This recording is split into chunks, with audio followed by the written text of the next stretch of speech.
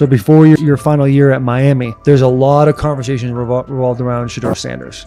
Obviously, I'm assuming you guys have a great relationship. Some of the clips you've seen and stuff like that. What is it like for you to have like this rivalry with Shedeur? I don't have a rivalry with him. That's my boy. So at the end of the day, this whole process, we thought me and him were gonna be 1 and 2 the whole time. Whether he's 1, I'm 2. Whether I'm 1, he's 2. And so that's just always been, our mindset. It didn't go that way. I thought he was one of the better quarterbacks in the draft as well, even throughout college. A lot of stuff out there on him ain't really, the truth, just because they spin it different ways. Like they spin stuff about me different ways. But I mean, when he gets his chance, become a starter, I know he's gonna make the most of it. And I'm ready to get back to work with him, after the season, talk some more stuff to him. Cam Ward directly challenged the uneven standards applied to Shedeur Sanders, calling them inconsistent and unfair. By insisting that performance, not politics, guide evaluation, he shifted the discussion from one player to a league-wide problem. Sanders' treatment now serves as a test of how the NFL supports and evaluates emerging quarterbacks. I feel a special relationship, especially me. First getting to know him 5 years ago when I started working with him. But it did surprise me because he's a good quarterback. He doesn't get a lot of the credit that he deserves. Especially the plays that he made in Colorado. A lot of quarterbacks in the country are making those plays. So when he gets this opportunity, I'm pretty sure he'll have it soon today. He'll make sure he'll make plays on the field. Cam Ward's public challenge to the treatment of Shedeur Sanders brought the issue into clear view. For months, discussion around Sanders has centered on his profile, major compensation, a prominent Nike deal, and the expectation to stabilize a struggling franchise. Rather than a standard evaluation of a top prospect, he has faced sustained skepticism from analysts, fans, and league voices. Ward's comments underscored that the standards being applied to Sanders diverge from those used with other rookies. By stating it directly, he did more than support another quarterback. He identified a broader problem in how the league responds to young players with significant visibility. The takeaway is direct. Assessments should reflect on-field performance and development, not external narratives. A generational talent. I'm gonna prove him right. I'm gonna prove him right, don't worry. Oh my God. An article came out today. I'm generational. So I guess it's article versus article. I like that you think that, man. But we all know the truth. What? Trav gonna be first? You generational, I'm legendary. That's cool. We can be legendary. Legendary, get their ass. We'll start going in like 5 minutes. Shedeur Sanders entered the league with more than a playbook. He brought a public brand, a family legacy, and expectations unusual for a first-year quarterback. Before his first regular season throw, he was already positioned at the center of attention. Rather than assess him on that reality and his on-field ability, many voices reduced him to marketing, treating visibility as proof of hype instead of performance. Cam Ward pushed back on that framing. His point was simple: judge Sanders by the same criteria applied to other rookies. With Sanders' resume, production, leadership, and composure, most first-year quarterbacks would be discussed as long-term cornerstones. The evaluation should be consistent, focused on development and results, not perception. This is the process with Shedeur, who I know is a buddy of yours, and how do you think both of you guys will end up doing in the league? I think we'll both end up being one of the best quarterbacks in the league. I just think the work that me and him are willing to put in, the relationship we have to constantly compete each and every day, to better our craft, for ourselves. I just think it's gonna end up paying off for us in the long run. Do you guys kid each other about who's going first, and how much does that matter to you? Yeah, we play around, we joke around with it. Really don't mean nothing. The draft pick will never mean anything. At the end of the day, you got to show whether you can prove each and every Sunday. You can't just do it 1 year. Disrespect shows up in two patterns. First, Shedeur Sanders is repeatedly framed through his father, Deion Sanders, as if lineage erases his own work. Discussion drifts to pedigree instead of what the film shows. Second, his visibility is treated with suspicion. His audience reach, partnerships, and ability to lift ratings are labeled hype rather than recognized as value. Instead of acknowledging that he drives demand and expands the stage for his team, critics call it an unfair edge. The result is a skewed evaluation. Star power is held against him while on-field production gets pushed aside. The standard should be consistent. Assess the tape and the development, not the last name or the attention it brings. Well, Ward were microfacts. Cam Ward's remarks went beyond defending Shedeur Sanders. They confronted how the league manages star power. The reality is simple. The NFL markets visibility, but resists it when a player doesn't follow the expected script. Rookies are supposed to be quiet, deferential, and grateful for limited leverage. Sanders arrived with leverage, brand reach, major endorsements, and confidence. And that presence was recast as entitlement. Instead of treating those factors as earned advantages, much of the commentary used them to diminish him. Ward called out that contradiction. The same influence the league sells to audiences is criticized when a young player exercises it. His point is a standards problem. The 2025 NFL Draft was expected to be Shedeur Sanders' moment. Many projected him as a top 10 talent and a headline quarterback in one of the most discussed college football storylines in years. Instead of walking across the stage on the first night, he waited through 3 days without a call. There was no celebration, only silence. When the phone finally rang at pick no. 144 in the 5th round, it was the Cleveland Browns. With that selection, the financial outlook changed dramatically. The Sanders family believes this was not a typical draft slide, but the result of coordinated action. They are pursuing a $100 million lawsuit alleging collusion across parts of the league. In the months before the draft, Sanders was consistently discussed among the top quarterbacks in the class. Television and digital analysts praised his poise, accuracy, leadership, and command. Scouts highlighted a 74.1% completion rate, record-setting stretches at Colorado, and his rise from an HBCU star to a national figure. Consensus expectations placed him in the 1st round or early 2nd. Draft night unfolded differently. As picks accumulated, there was little indication that his name would be called. The atmosphere at his private gathering shifted from anticipation to doubt. When the Browns selected him late on day 3, projections for his first contract dropped from an estimated range in the mid-$30 million to approximately $4.6 million, with corresponding reductions in likely endorsements and long-term positioning. According to Deion Sanders and others close to the family, this was not about performance, injury, or conduct. They argue it was coordinated. Attorneys were contacted immediately. The allegation is straightforward. Sanders' value was suppressed intentionally. The family's position is that this was a calculated decision within parts of the league, not an isolated set of evaluations. The legal claims focus on communications that, if authenticated, could be significant. Internal emails, text messages, and owner-to-owner conversations. The family's representatives contend that these materials show a deliberate effort to avoid drafting Sanders in early rounds based on perceived image concerns rather than football merit. One message reportedly under review framed the decision in branding terms. Drafting Shedeur would mean inheriting the Prime brand. The complaint asserts that this view led some teams to discourage others from selecting him unless necessary, not for film-based reasons, but to avoid perceived attention and external pressure tied to his family's profile. A related thread involves speculation about team fit and willingness to play for certain franchises. Past public comments by Deion Sanders were interpreted by some as signals of an Eli Manning scenario. The family's view is that these were strategic statements, not ultimatums. They argue that rather than engage in discussion, teams chose a passive approach, no direct rebuttal, reduced contact, and a collective reluctance to invest a premium pick. If phone records and written communications corroborate coordination, these items could become central exhibits. Media tone shifted as the draft neared. Coverage that had emphasized production and leadership began highlighting intangibles, interviews, and perceived coachability. Anonymous sourcing appeared in multiple outlets, with claims that Sanders skipped combine drills out of arrogance, bristled at film critique, or told one club, "Maybe I'm not the guy for you," after a tense session. A widely cited line, "Nobody wants a celebrity backup quarterback," was voiced by Colin Cowherd and circulated as shorthand for risk.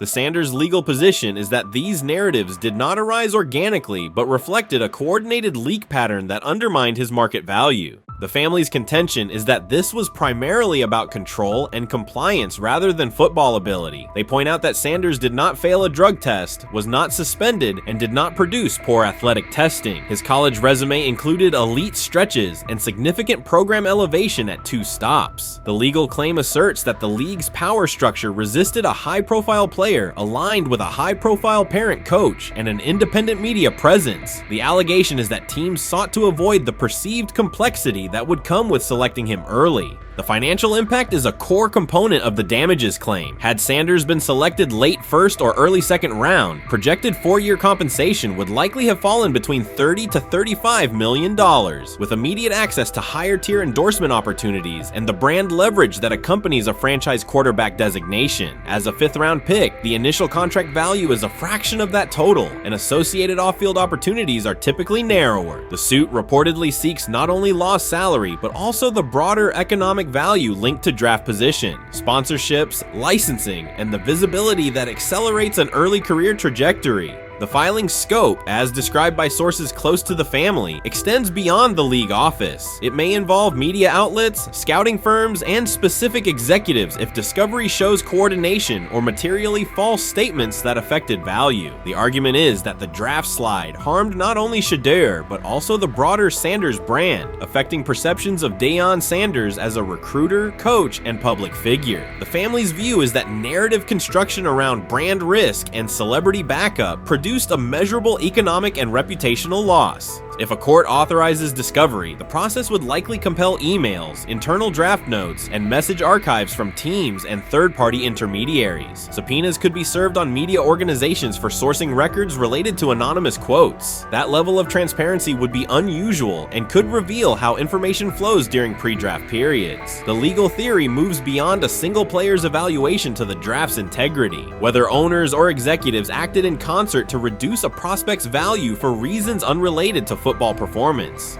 The league has not publicly addressed these specific allegations. Background comments from executives characterize the claims as overreach. The family's camp maintains they have documentation sufficient to proceed. The comparison points referenced by observers include Deflategate, Spygate, and the Colin Kaepernick grievance, not because the facts are the same, but because of the potential scope, policies, practices, and the balance of power between the league and individuals challenging its processes. Another dimension of the dispute involves how the NFL perceives Deion Sanders, Coach Prime, and the autonomy he promotes. He built a large media footprint around his programs at Jackson State and Colorado, elevated his players' profiles, and spoke openly about fit and leverage. The family contends that this visibility, combined with statements about preferred destinations, triggered resistance. The complaint frames the response as a preference for compliance and predictability over independent branding and public negotiation. The suit also addresses the pre-draft decisions that critics point to, skipping the Senior Bowl, declining full workouts at the NFL Scouting Combine, and candid interviews about team fits. The family characterizes these as strategic choices commonly made by top prospects, not evidence of entitlement. Their view is that similar decisions by other players did not produce the same narrative because those players fit more comfortably within league expectations. The risk calculus is clear. Bringing a suit of this magnitude invites professional consequences. The family acknowledges that some within the league may react negatively. Their position is that the principle at stake, transparent and fair valuation, warrants the risk. The message they intend to send is that manufactured narratives and coordinated devaluation should face scrutiny, particularly when they affect earnings, opportunity, and reputation. If the case advances, several outcomes are possible. The court could find insufficient evidence of coordination, limiting the scope to individual judgments protected as opinion. It could also find enough to proceed to broader discovery, which would have implications beyond one player, including potential changes to how teams document evaluations and how media handle anonymous sourcing close to the draft. Agents might push for reforms, including clearer guardrails around leaks and standardized prospect communication records. For now, Sanders is working within the Browns structure. He has avoided public escalation beyond confirming focus on preparation and development. The lawsuit is a separate track managed by counsel. This dual approach, professional routine on the field and legal action off it, reflects the family's strategy. They intend to contest the process they believe harmed him while meeting club expectations day to day. The core allegations remain consistent across their statements. A talented quarterback saw his draft value suppressed by coordinated behavior tied to branding concerns and public positioning rather than football merit. Media narratives amplified that shift, and the result was a substantial, quantifiable loss. The remedy sought includes compensation and a measure of accountability that could deter similar conduct. Whether the claims are ultimately proven will depend on documentation and testimony. If emails, texts, and call logs substantiate coordination, the impact could be significant, prompting policy review around pre-draft communications and media engagement. If not, the case may narrow to disputes over opinion, perception, and the gray areas of scouting. Either way, the filing signals a willingness to confront entrenched practices and to test in court how far the process extends beyond film and interviews. This situation has moved from speculation to litigation. It addresses control, image, and power in a system that influences careers and compensation. It also underscores how public narratives can shape market outcomes. Sanders' path now has two tracks: earning opportunities on the field in Cleveland and seeking redress off the field for what the family views as an avoidable and orchestrated loss. The questions at stake are larger than one draft slot. They touch on how the league values independence, how information is weaponized, and what recourse exists when a player believes the evaluation moved from football to optics. The answers will emerge through practice reps and potentially through discovery and a courtroom record. What it is that they're doing is they're treating Shedeur Sanders like a 5th round pick. Right? We're not covering every 5th round pick in the NFL hoping that he gets an opportunity to be the starter on day one.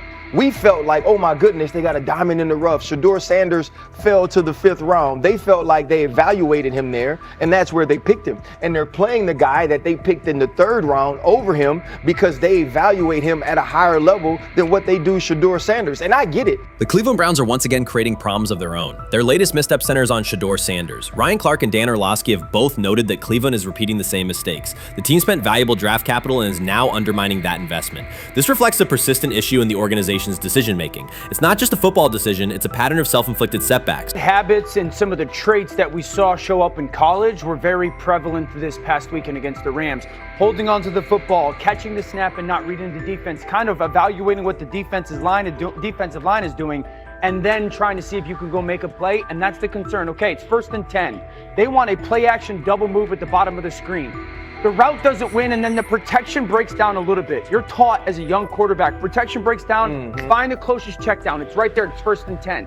He gets to like the 4th part of the... The Cleveland Browns have long carried a reputation for instability. Even when it appears they are turning a corner, the organization finds a way to create new problems. Momentum gives way to questionable decisions and progress stalls. The latest situation centers on Shedeur Sanders. It highlights recurring issues in leadership, planning, and execution. Instead of establishing a clear path forward, Cleveland risks undermining its own investment. There's a lot of players who feel like they should have been picked at a certain spot, should have been viewed in a certain way. But when you get on these teams, it's about developing the team, not doing what's individually best for a certain player. And that's what Kevin Stefanski has to do. And I get it. We want to say all the reasons why what's happening to him isn't right.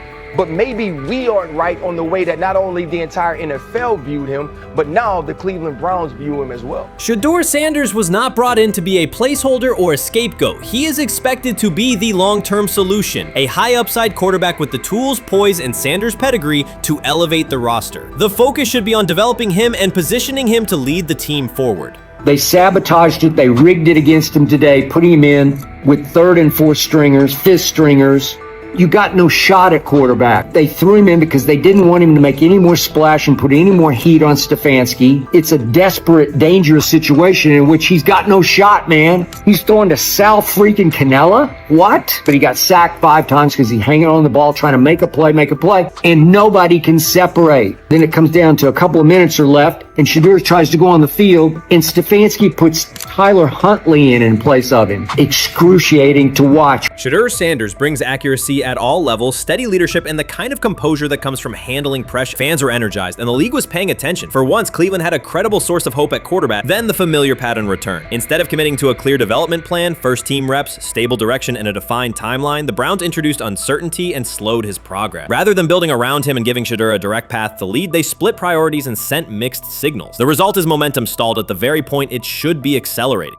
I also can't blame anybody who says, I don't necessarily trust this coaching staff to develop a quarterback or to evaluate the quarterback position. They've made some really oddball decisions at this position over the last several years, and I don't blame anybody for questioning, do these guys actually know what they're doing? I don't think that's unfair at all. The thing I would say is that they're desperate.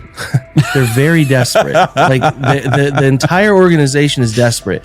And if you really think they're going back to the coaches' offices and all getting around the table after session. This wasn't about scheme or play design. It was a pattern of mismanaging a young quarterback. From the start, the signs were clear. Shedeur Sanders arrived at camp without priority first-team reps or the confidence-building snaps a rookie need. Instead of a defined development plan, he was asked to compete from behind, treated like a depth option rather than a long-term starter. The message was, earn it later rather than build it now. When game action came, he was put on the field with limited preparation. Protection was inconsistent, and the play calling did little to ease his transition, more a stress test than a structured debut. The approach emphasized survival over progression, creating conditions where mistakes were likely and growth was harder to achieve. Analysts Ryan Clark and Dan Orlovsky highlighted the same points. The issues reflected organizational choices, not a shortfall in Sanders' ability. This was not a rookie collapsing under pressure. It was a franchise failing to provide the support, reps, and clarity required for a first-year quarterback to succeed. Shedeur moves slowly, kind of trying to see what's going on, and then that creates that sack fumble. So a lot of the stuff that we just saw in college is a big deal. This ball gets snapped at the 48-yard line. Defense has won the rep. Play is dead. Throw the ball away. It's first down. But instead we run and it's a 2.5, 3-yard loss. So instead of being 2nd and 10, we're 2nd and 13. We're dead. Again, here's the opportunity to throw the juke route. Hold, scramble. So some of those things that I was and others were concerned about on the college tape showed itself again. This is not the end of the world, though. This is part of his development.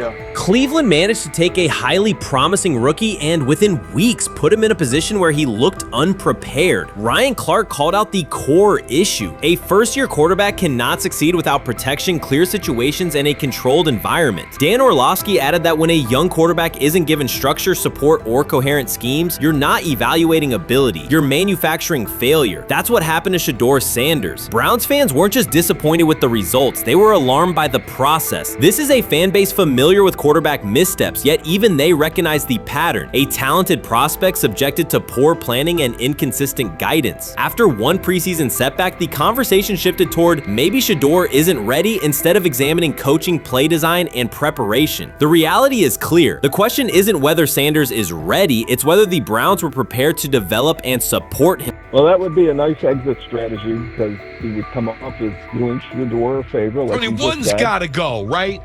One's got to go, to clear this thing up. At some point, but I'm sorry, I know they don't care. If they were to trade Shedeur Sanders now after that preseason performance and he would go on to be good. The organization has cycled through quarterbacks for years, and the pattern is unchanged. Blame the player, protect the system, and repeat the same mistakes. Fans are split. Some argue Shedeur Sanders needs time and support, while others treat one rough outing as proof he isn't the answer. That division hides the real problem, the Browns' process. This isn't Shedeur failing, it's the team failing Shedeur. Across the league, successful teams create clear development paths. Kansas City brought Patrick Mahomes along behind a veteran and tailored the offense before handing him the job. Houston committed to CJ Stroud, built around his strengths, and let him grow with consistent direction. Smart teams invest, protect, and show belief. Cleveland did the opposite with Shedeur. Uneven reps, inconsistent protection, and unclear plans. Then question the outcome. That's not development, it's organizational mismanagement. These players have played a tremendous amount of football. Right. And I remember last year when Bo Nix came out of Oregon, we talked about all the easy throws Oregon creates. Right. The level of the skill players that are around him. And then we watched Bo Nix acclimate to the NFL game extremely quickly. I see a lot of those same traits in Dillon Gabriel. He gets the football out of his hands. He takes the throw that's available to him. He plays on time. And part of whether or not you get an opportunity to get on the field is the people that you're competing against. And I don't mean this in any disrespectful way to Shedeur, because I'm not only a fan, it's somebody I want to see succeed. The Browns will likely present this as part of a deliberate development plan, tough standards, resilience building, and testing a rookie under pressure. In practice, it isn't development. It's a damaging approach that undercuts growth. The organization has not shown a consistent model for nurturing young talent, and Ryan Clark and Dan Orlovsky highlighted that publicly. After Shedeur Sanders stumbled in a preseason game, the reaction was immediate. Headlines, polarized fan takes, and sweeping conclusions about his readiness. The front office offered little acknowledgement of the conditions he was placed in. Clark's point was direct. You do not evaluate a rookie by how he looks in a setup designed for failure. You evaluate him when he's properly supported. Orlovsky explained how poor coaching choices, protection, sequencing, and role clarity can quickly erode confidence and stall development. The issue was not Sanders' ability, it was Cleveland's process, which appeared disorganized and unprofessional for an NFL operation. You can't fire the owner because he can't fire himself. Yeah, someone's head's going to roll, unfortunately, in this situation. And it's probably Stefanski and Barry. I saw on The Athletic. I don't think that's fair, by the way. Stefanski, that part. I agree. I was saying the other day on my podcast that Barry should be fired.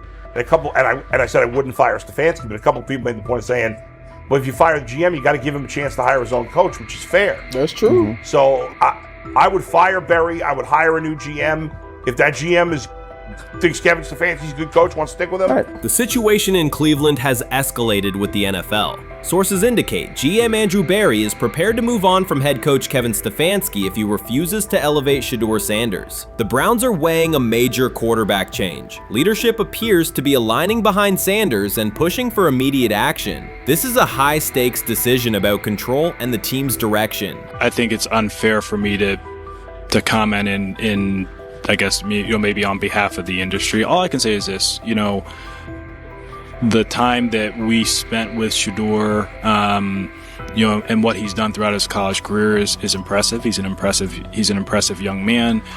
He's a really good quarterback. Sometimes, fit comes into play. And I'd also say this, there are 4 more rounds of the draft. And then maybe lastly, it's less about where you get picked and what you do after you get picked. That's really the most important thing. Getting to know him over the course of the spring, he has a ton of resolve. Andrew Barry appears to be at a breaking point. Pressure from fans and within the organization to play Shedeur Sanders is intensifying. Barry is pushing for a move towards Sanders, while head coach Kevin Stefanski remains cautious about altering the depth chart. The divide is clear. One side wants acceleration, the other a measured rollout. The organization is under heavy scrutiny, and the focus has shifted to when, not if, Sanders sees the field. Has the 4th highest odds of any head coach this season to be fired. He's clearly on the hot seat. It's been a discussion for really a couple years now, dating back to last season's 3-win season. And he's always had kind of hot and cold seasons. And now the sports books are saying he's 4th on the list. Number 1 is Mike McDaniel of the Miami Dolphins, Brian Dable of the Giants at 2, Shane Steichen at 3, and there is Kevin Stefanski plus 650 to be fired. This has moved beyond tension to outright stubbornness. Rather than elevating Shedeur Sanders, the staff has chosen Dillon Gabriel. The current depth chart looks less like a forward plan and more like resistance to change. Fans have been clear about who they expect to see, yet the organization keeps delaying. Every week without a real evaluation of Sanders slows development and blurs accountability. Cleveland is choosing a conservative approach when a decisive decision is needed, sending a message of uncertainty to both the locker room and the city. Now being the 3rd string quarterback for the Cleveland Browns, was that so much was made out of unbelievable. He actually made the team as the 3rd string quarterback. Like that was a big deal. Like that was somewhat of a surprise to a lot of people. He should have been the 1st pick in the draft. Kevin Stefanski appears to be doubling down to validate his approach. Despite sustained demand from Browns fans to see Shedeur Sanders reflected in chants, merchandise, and constant discussion, he continues to keep Dillon Gabriel in front on the depth chart. The decision functions as an assertion of control rather than a response to momentum. Even with clear signals from the fan base, Stefanski is staying with Gabriel and delaying a full evaluation of Sanders. It is a deliberate choice to maintain his plan and pacing, not to accelerate change. Cleveland is prioritizing continuity over recalibration, keeping any transition to Sanders on hold. But yeah, I mean, the Browns are in a tough spot. They have wasted. You traded a ton of high draft capital to get Deshaun Watson. You've gotten nothing out of Deshaun Watson and missed an opportunity. Like, who knows who they would have drafted? Now, maybe they would have screwed up those picks and the Browns would still be in bad shape. Andrew Berry is likely frustrated watching Dillon Gabriel default to conservative throws while the offense stalls. From a football perspective, this appears to be the hill Kevin Stefanski is choosing to stand on. Keeping Gabriel ahead of Shedeur Sanders has limited the unit's explosiveness and prevented a full evaluation of a higher ceiling option. Drives end quickly, field position flips, and momentum is lost while Sanders remains on the sideline. Fan patience is wearing thin. Each ineffective series intensifies criticism and shifts scrutiny toward the coaching staff's criteria for the depth chart. With every additional snap for Gabriel, the decision reads less like an open competition and more like rigid adherence to a plan that isn't producing results. The optics are clear. A dynamic quarterback sits while a cautious approach keeps the offense in neutral. If this continues, accountability questions will grow inside and outside the building. What performance benchmarks keep Gabriel ahead of Sanders? When will Sanders receive first-team reps in live situations to allow a fair comparison? The front office must decide whether to preserve continuity or pivot toward a timely assessment of Sanders. The longer the current approach stays in place, the more it signals stubbornness rather than adaptation, and the more pressure mounts to realign the plan with on-field output. I honestly see it happening if the Browns lose a bunch of games. Like if they get 5 wins or less, I see the report coming out now that Stefanski will be fired. I don't want it to happen. I want the Browns to be good, win a bunch of games. I think that they're going to be a team that is slept on and can at least get 7 wins, which is why if they don't, I see Stefanski getting all the blame for that, and there'll be a new coach in Cleveland. Because their players, to me, are there once again. We've talked about the incredible rookie class. The approach in Cleveland lacks consistency. One week, Andrew Berry signals he wants Shedeur Sanders on the field. The next, Dillon Gabriel gets the reps and the plan stays conservative. Through it all, Kevin Stefanski shows limited urgency despite pressure on his job security. Fans are asking for an offense that can push the ball, change field position, and produce points. Instead, the unit leans on short throws and cautious sequencing. Gabriel's play keeps the ceiling low and momentum static, while a full evaluation of Sanders is postponed. The result is growing frustration and a clear disconnect between the front office, coaching staff, and expectations in the stadium. The NFL tried to teach him and his father a lesson. You don't act like that. You don't talk like that before a draft. We'll show you how our game is played. We will watch you plummet all the way. I think he would have gone undrafted except for that owner in Cleveland. And he is the key to everything because he is something of an against the grain maverick owner. He's kind of a wannabe Jerry. Fan speculation is growing. Some believe Kevin Stefanski lacks confidence in Shedeur Sanders. Others think he's prioritizing Dillon Gabriel for reasons unrelated to performance. A more extreme view claims Stefanski is manipulating outcomes to secure a buyout. Whatever the motive, the risk is clear. This approach is straining his relationship with GM Andrew Berry and alienating the fan base. Pressure is rising, Berry's patience is running out, and supporters have shifted from requests to demands. If the current plan continues, calls for a change in quarterback and accountability will intensify. They have never loathed college football itself. They have resisted the people determined to reshape it. When Deion Sanders, black, direct, unapologetic, walks into a room of power brokers and speaks with authority instead of deference, critics recoil. During his playing days, they complained about celebrations and gold chains. Now that he is a head coach, mentor, and father, they label him something more polite, but just as dismissive, a problem. At Big 12 Media Days, Sanders addressed the accelerating chaos of the name, image, likeness market. He said college football needs a salary cap, not to hobble players, but to impose order on a system that showers unproven freshmen with 7-figure promises while the rest of a roster hunts for scraps. He called the situation unsustainable. Within hours, ESPN commentator Paul Feinbaum branded him a hypocrite, arguing that Sanders profited from NIL at Jackson State and now wants rules only because his most marketable athlete athletes have moved on. The accusation spread quickly because it fit a comfortable storyline. Outspoken black coach gains from change, then protests when the advantage disappears. That framing ignores context. Sanders never criticized players earning money. At Jackson State, he urged corporate sponsors to partner with athletes who had been invisible to major brands for decades. What he wants now is stability, standardized guidelines, basic financial literacy, and roster balance that prevents locker rooms from fracturing over uneven payouts. When other coaches, Nick Saban, Dabo Swinney, Lane Kiffin, voiced similar concerns, they were praised for foresight. When Sanders spoke,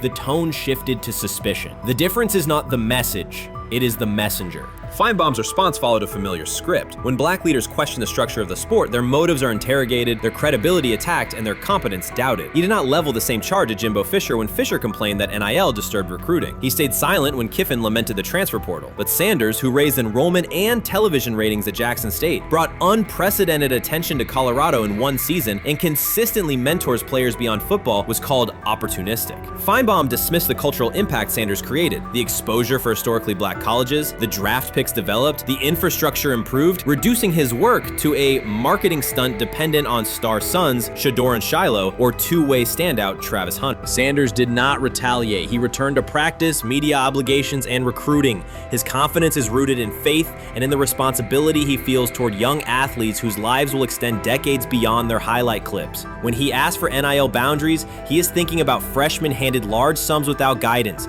families unprepared for sudden wealth, and programs that abandon kids once production stalls. He has watched that cycle from the inside.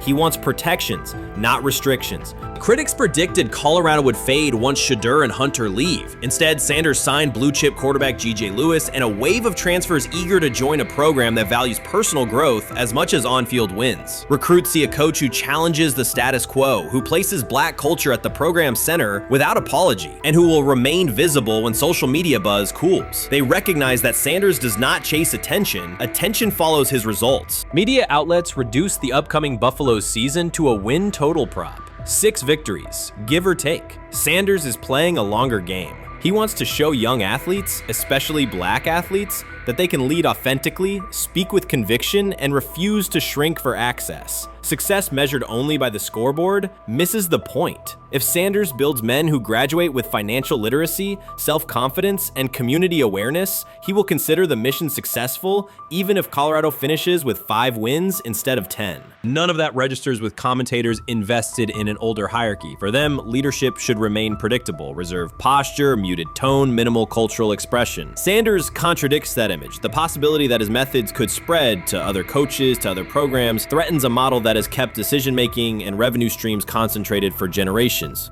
So the debate is not about hypocrisy or payroll ceilings. It is about control of the narrative and who is deemed qualified to write it. Sanders refuses to surrender that authority. He knows order is necessary. He also knows whose voices have been ignored whenever real reform is discussed. By speaking plainly, he forces television panels, athletic directors, and conference commissioners to confront issues they would rather defer: financial education, equitable resource distribution, and consistent national standards. Whether Colorado exceeds betting lines this fall will not change the trajectory Sanders has already set. He made Boulder relevant, energized recruiting beyond traditional power corridors, and broadened college football's cultural reach. That influence will persist long after social media debates cool. If his call for NIL structure eventually becomes policy, as the NCAA and Congress now contemplate, Feinbaum's soundbite will fade, while Sanders' imprint endures. In the end, accusations of hypocrisy say more about the accuser than the coach. Sanders has remained consistent: empower athletes, hold adults accountable, and inject stability before unchecked money corrodes the locker room. The people who stand to lose clout in that environment prefer the chaos they can manipulate. Sanders prefers a system that nurtures the players who make the sport worth watching. His advocacy is rooted in experience, not self-interest, and his critics will have to decide whether to engage with that reality or keep shouting from the sidelines. Shedeur Sanders did not treat day 4 of Brown's training camp as anything other than work. He completed 8 of 11 passes with 3 touchdowns, operating with control and accuracy throughout the red zone periods. The throws were varied: a well-placed ball to rookie Luke Floria that led him across the goal line in stride, a firm throw to Cade McDonald over middle after a quick read, and a tight window completion to Deontay Johnson at the back of the end zone with 2 defenders closing. The sequence showed timing, poise, and placement under pressure.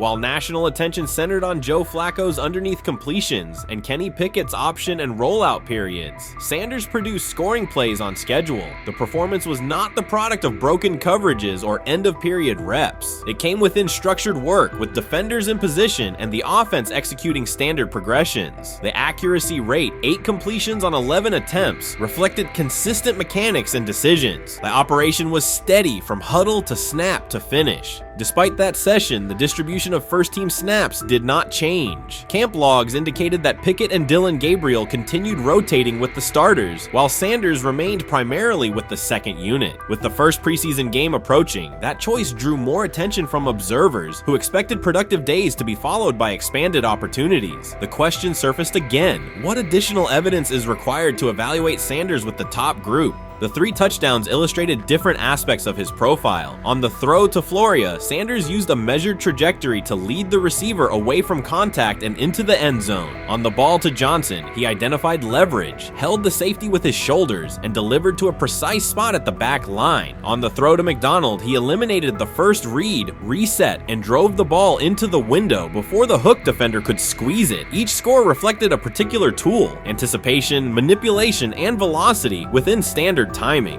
Comparisons to the other quarterbacks were straightforward. Pickett produced 2 touchdowns but placed 1 late ball that exposed a receiver to contact near the goal line. Gabriel accounted for 1 score, with additional gains coming on checkdowns and designed movement. Flacco advanced the ball in short increments without finishing drives during the same period. Sanders converted opportunities into points repeatedly and without turnovers. The rotation, however, remained unchanged. Head coach Kevin Stefanski and the staff continued to allocate first-team work to the same group, describing the process as an open evaluation. In practice, that has meant extended starter reps for Pickett and Gabriel, veteran scripts for Flacco, and second unit periods for Sanders. The disconnect between output and opportunity was notable, particularly given the stated goal of reaching an early decision at quarterback. When asked about the timeline recently, Stefanski said the preference was to decide sooner rather than later, an acknowledgement that the window for assessment is limited as preseason approaches. Speculation about motives is common in such situations. The discussion has included references to front office perspectives and ownership influence. Owner Jimmy Haslam is widely viewed as supportive of drafting Sanders. General manager Andrew Berry is known for prioritizing fit, traits, and process within the roster building model. Stefanski reports to Berry, and the practice plan reflects coaching evaluation within organizational parameters. None of that guarantees any outcome. It does explain why rotations can remain conservative even after strong individual periods. Regardless of internal views, the most useful next step for the evaluation would be a defined set of first-team snaps for Sanders to put comparable tape next to his peers. There was also outside attention on several practice segments from earlier in camp that showed Sanders throwing during lulls to non-receiver personnel, ball attendants, staffers, and assistants, while other quarterbacks were in script with full units. Those clips circulated widely and were interpreted by some as dismissive. Sanders addressed questions about it by narrowing the focus to preparation, explaining that his responsibility is to be ready for the work assigned and that he has adjusted at every level of competition, from HBCU ball to the Power 5 and now the NFL. The response matched his general approach: acknowledge the situation, maintain routine, and continue to execute when the next period begins. The broader draft day and narrative context remains part of the conversation. Sanders' college resume included efficient production and high completion rates across 2 programs, culminating in national recognition such as the Johnny Unitas Golden Arm Award. His selection in the 5th round was driven by varying evaluations of projection, scheme fit, and development timelines. The result is the current environment. He must present his case within limited windows, then wait for access to the next rung of competition. That does not make the process unfair. It makes it exacting. The best answer for him and for the staff is additional, comparable reps and clear tape.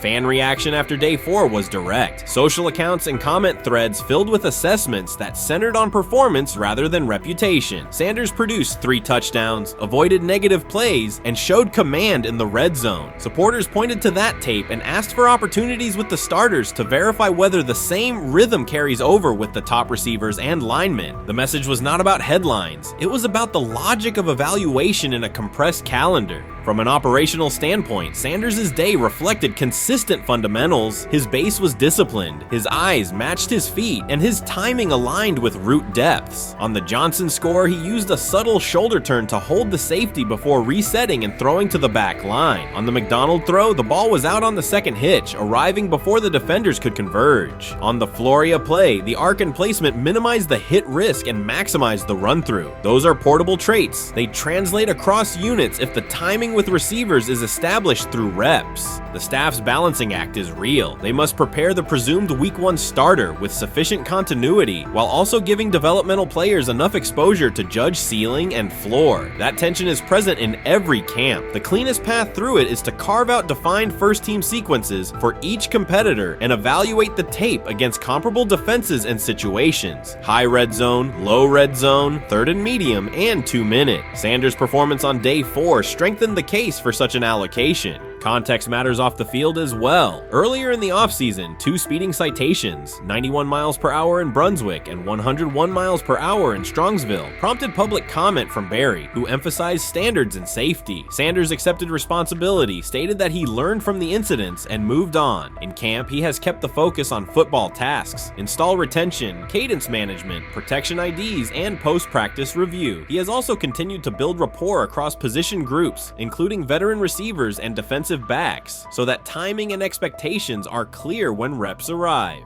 None of this diminishes the experience of the veterans in the room. Flacco has decades of film, Pickett has multiple seasons of NFL starts, and Gabriel brings mobility and a defined collegiate profile. It does, however, underscore the purpose of camp, to align decisions with current performance. Sanders produced the most efficient scoring period of the day. The next logical step is to see that operation with the starting unit, document the results, and compare them to the other candidates under the same conditions. The preseason opener will compress timelines further. Install packages expand, and coaches begin to narrow personnel groupings. If the objective is to identify the quarterback who can operate the offense most cleanly on Sundays, then structured exposure now will give the staff better information later. A small but deliberate set of first-team snaps for Sanders, scripted early downs, a third down sequence, and a red zone series would provide data without disrupting broader preparation. Until that occurs, Sanders can only continue to control process and execution. Day 4 showed what that looks like when opportunities align. Efficient reads, disciplined mechanics, and finishes in the end zone. He did not seek attention for the sequence. He put it on tape. If the evaluation remains consistent with the stated competition, comparable snaps should follow. If they do, the staff will have a clear, side-by-side measure. If they do not, the question from observers will remain the same. What more needs to be seen to justify the look? For now, the record from day 4 is clear. 8 completions on 11 attempts, 3 touchdowns, no turnovers, red zone precision, consistent control at the line and in the pocket. Those are tangible outputs. They merit a defined opportunity with the starters as the team moves toward preseason and the decision that follows. Whether or not that opportunity arrives immediately, Sanders has shown the preparation and execution necessary to be evaluated on equal footing. The next step is a matter of allocation, not speculation. I'm about to unleash about Shedeur Sanders. I just watched what happened to Shedeur Sanders in the Cleveland Browns' third and final preseason game. And I'm outraged, I'm sickened, and I'm saddened. By the way, Shedeur continues to be treated in the National Football League now by those sorry-ass Browns and sorry-ass Kevin Stefanski. The Cleveland Browns are once again mishandling a promising quarterback. Skip Bayless criticized the organization for failing to develop Shedeur Sanders and for misusing his skill set. He argued that the team's decisions are undermining Sanders' progress and turning a major investment into a cautionary example. Bayless pointed to inconsistent usage, questionable play calling, and a lack of clear direction as key issues limiting Sanders. He said the Browns need a defined development plan and stronger support if they expect Sanders to succeed. Skip Bayless delivered a direct, critical assessment this week. After seeing Shedeur Sanders in a Browns uniform, he argued that Cleveland is mishandling the quarterback and undermining his development. Bayless said the team's approach shows poor planning and inadequate support around Sanders. He dismissed excuses about strategy and emphasized the need for better coaching. deployment, and protection. In his view, the Browns are setting themselves up for problems before the season begins, unless they establish a clear plan for Sanders. Given the team's recent decisions, his reaction is understandable. Cleveland has a history of inconsistent quarterback development. Shedeur Sanders is a premium prospect, the son of a Hall of Famer, a proven college performer, and a widely recognized figure. The organization should prioritize his reps, protection, and a clear development plan, not place him behind Dillon Gabriel as if he were a secondary option. But I'm going to answer this question by saying Shedeur Sanders, and I'm going to tell you why. I think he's being set up to fail. That's right, I'm going to say it. Okay. Here we are on national television, right? There's been 11 practices, if I remember correctly. He's been starting against he's been playing against the third unit. He's fourth on the depth chart. And then suddenly you throw him into the start line, and he hasn't had any reps for the first team at all. Think about that. So you're just going to throw him to the wolves like that, huh?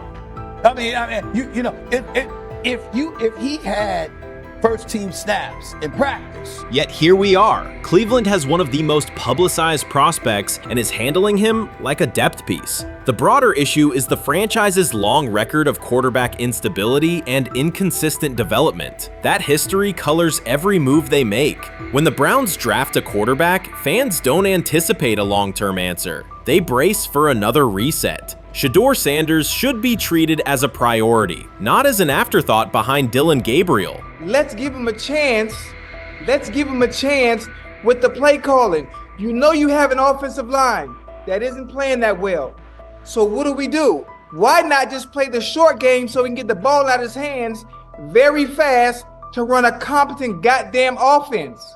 Outside of that, Shedeur has to be better in understanding that the offensive line that you're working with right now is not adequate. Why not allow the players that are competing for a job, in this instance, Shedeur Sanders, to finish off the 2-minute drill? When Browns fans see another quarterback selected, they brace for another setback. The franchise's recent history, from Johnny Manziel's failed stint to the rocky handling of Baker Mayfield, reflects inconsistent development and short-term decision-making. Against that backdrop, Skip Bayless's reaction to Shedeur Sanders on Cleveland's roster was blunt. He argued the team is already mishandling a premium prospect by treating him as a secondary option instead of a centerpiece for the future. Bayless's position is straightforward. Sanders is not just a name, he brings proven college production, leadership traits, and significant visibility that can strengthen both the offense and the organization's broader profile. Burying him on the depth chart behind Dillon Gabriel signals a lack of a clear development plan and wastes early momentum. Instead, Bayless contends, Cleveland should establish a defined pathway. First-team practice reps, protection and personnel tailored to his strengths, deliberate play calling that accelerates processing, and measured in-game opportunities that build confidence and execution. In his view, the Browns need alignment from the front office to the coaching staff to prioritize Sanders' growth. Continuing to treat him like a depth piece risks repeating the same cycle that has undermined previous quarterbacks. Committing to a coherent plan gives Sanders and the franchise a realistic chance to convert potential into sustained performance. How you feeling? I'm getting there. You see what I got on, right? That's why I was asking how you help for it. Yeah, I'm getting there. See? Brian, what did they have to do? I had blood clots. Okay. And they amputated, you know. But I work with it. Man.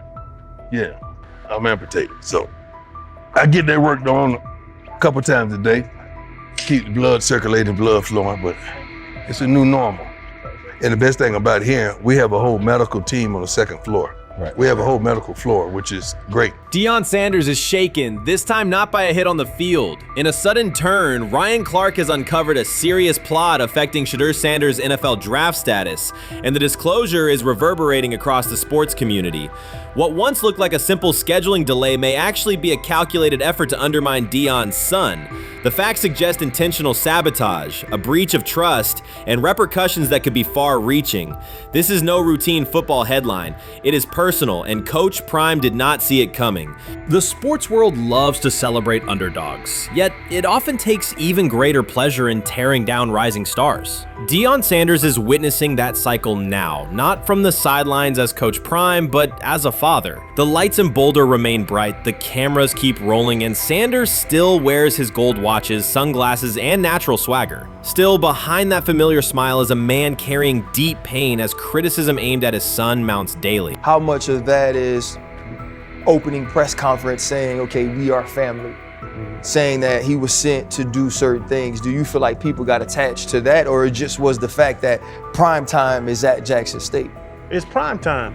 If my son plays cornerback, I want him to be around, in my opinion, the best cornerback ever to touch the field. That's right. If my son played DN, I'd have to talk to you and tell me who's coaching the DNs. That's but right. I was sending my son to play for prime. His pain does not come from critics or losses, but from watching his son, Shedeur Sanders, get pulled into a system where politics outweigh performance. By every metric, arm strength, accuracy, field vision, Shedeur belonged in the top 3 of any NFL mock draft. Defensive coordinators who tried to unsettle him know he never flinches. He owns the unteachable leadership trait that turns strong prospects into franchise cornerstones. Then the narrative shifted. Draft boards that once placed him 2nd or 3rd slid him to 5th, then 12th, and eventually out of the 1st round on some lists. Analysts grew cautious, executives became vague, the statistics stayed strong, and the game film still proved his ability, yet the buzz evaporated.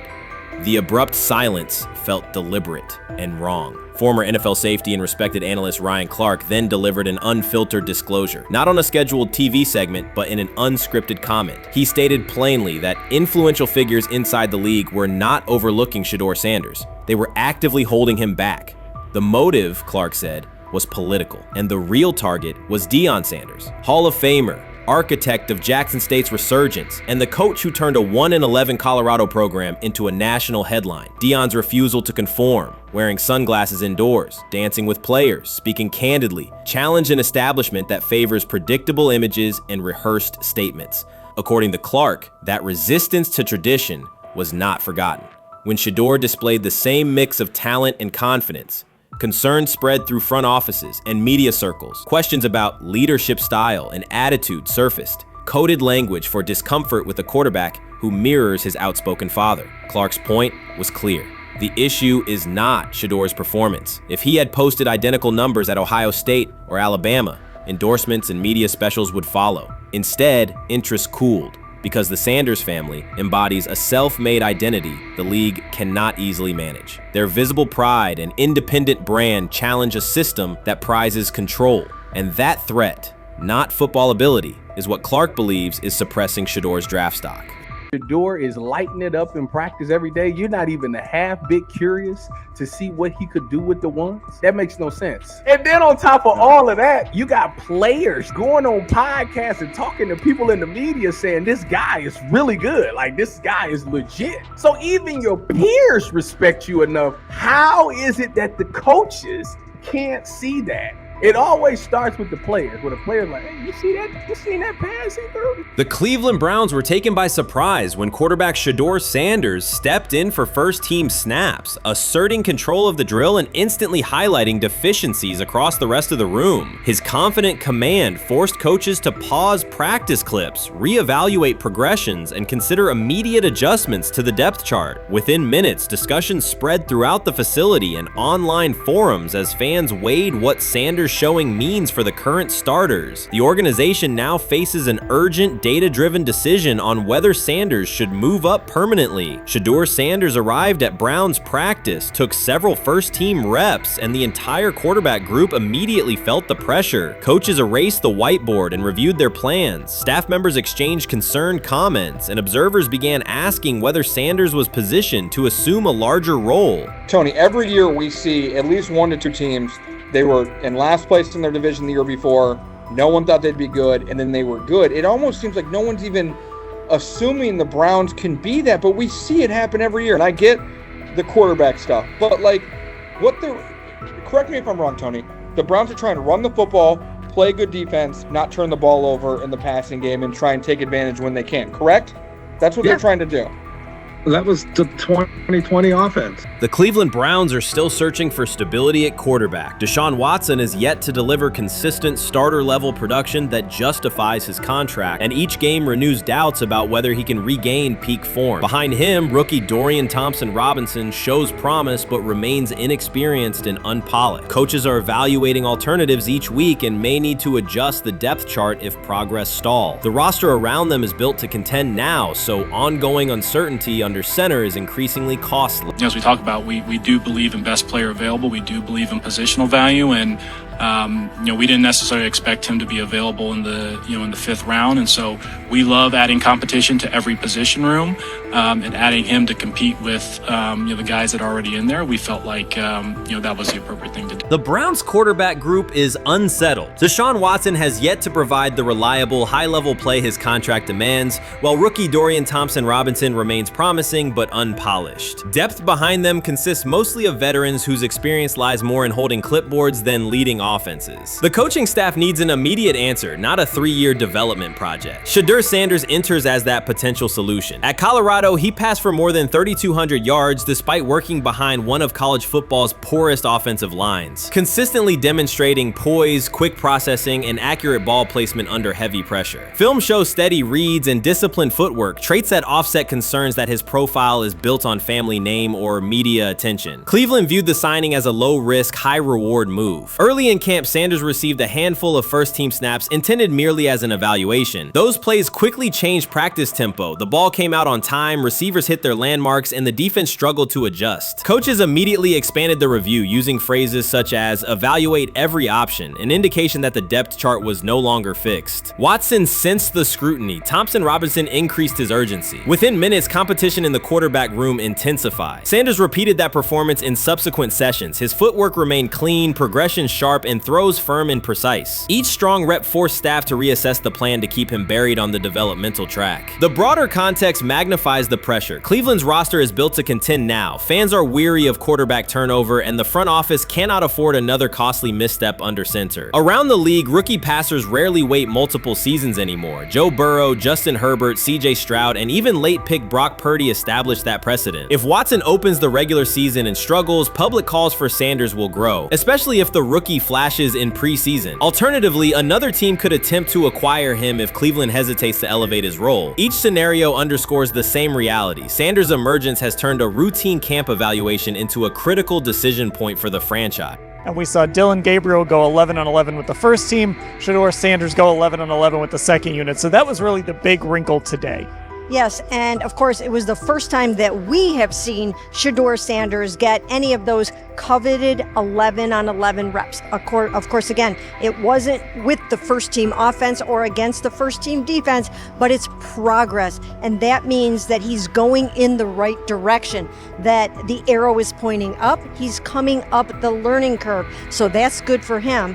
And I actually thought just overall, he had a better day than Dylan had today. He completed more passes. He was more on point.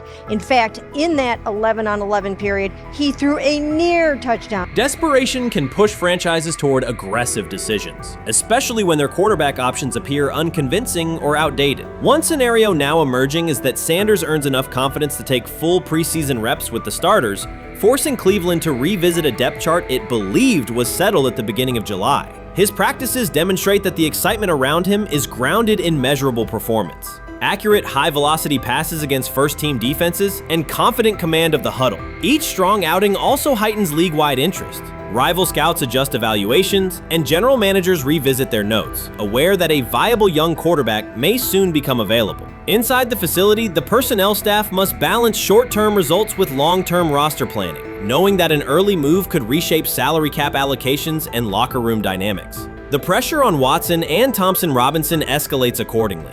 Both must produce visible progress to maintain their current roles.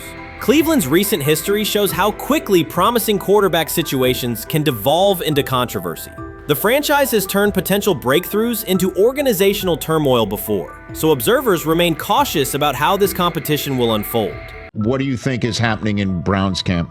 What do you think is going to happen there before I let you go, Lewis? You know, I think it really does it really does all depend on how Kevin is able to, as it relates to Shedeur, work him in enough. Well, one, Shedeur has to earn the right for Kevin and the staff to have discussions about, hey, we got to get him more reps with the ones and twos. We got to get him more reps with the ones and twos when we're going team period, not just walk through or not just 7-on-7 team. Louis Riddick reacted sharply on air after viewing practice footage from the Cleveland Browns. The clip showed quarterback Shedeur Sanders executing a string of precise throws while the Browns head coach watched with a broad smile. Riddick questioned whether the session was focused on evaluation or celebration, arguing that visible enthusiasm from the staff could cloud objective assessment of a rookie's progress. Earlier in the segment, Riddick's tone had been measured once the Sanders highlights appeared. He criticized the perception that a routine practice was being treated like a marquee event. He stressed that coaching reactions should remain subdued until performance translates into game situations. Riddick concluded by calling for accountability and asking the Browns to clarify how they plan to manage expectations for Shedeur Sanders as training camp continues. Couldn't imagine me myself saying, hey, you know what, as someone who has been at the very bottom to try and ascend to like some level of success, I could never imagine going, you know what would be really cool? I'm gonna play a joke on someone like this and make pretend that I'm a GM and I'm drafting you when actually I'm not, and then I'm gonna hang up and just giggle about it. Man, what the hell are we doing? Seriously, what are we doing when we think that that kind of crap is funny? I don't know. Trying to get likes on TikTok. I don't have the right words for it. Right, Louis, I'm gonna say this. I don't have the right words for it. Few situations unsettle a former front office executive faster than watching coaches celebrate a rookie quarterback before pads come on in August. In Louis Riddick's view, the Browns staff did more than acknowledge promise. They acted as though they had already secured their franchise leader. Throughout the session, Shedeur Sanders delivered 40-yard throws off his back foot, ran crisp 2-minute drills, and displayed steadiness rare for a first-year player. According to reports, each successful rep drew audible admiration from the sideline, highlighting how quickly enthusiasm has escalated. When Riddick reviewed the same practice tape and heard the glowing comments, he challenged the reaction on live television. He argued that a few controlled drills should not override the methodical scouting and development work that normally guides roster decisions. Riddick's criticism focused less on Sanders' talent than on the evaluation process. He warned that comparing a prospect to established stars or joking about renaming the stadium creates pressure before the player has taken an NFL hit, faced a disguised coverage, or logged a preseason snap.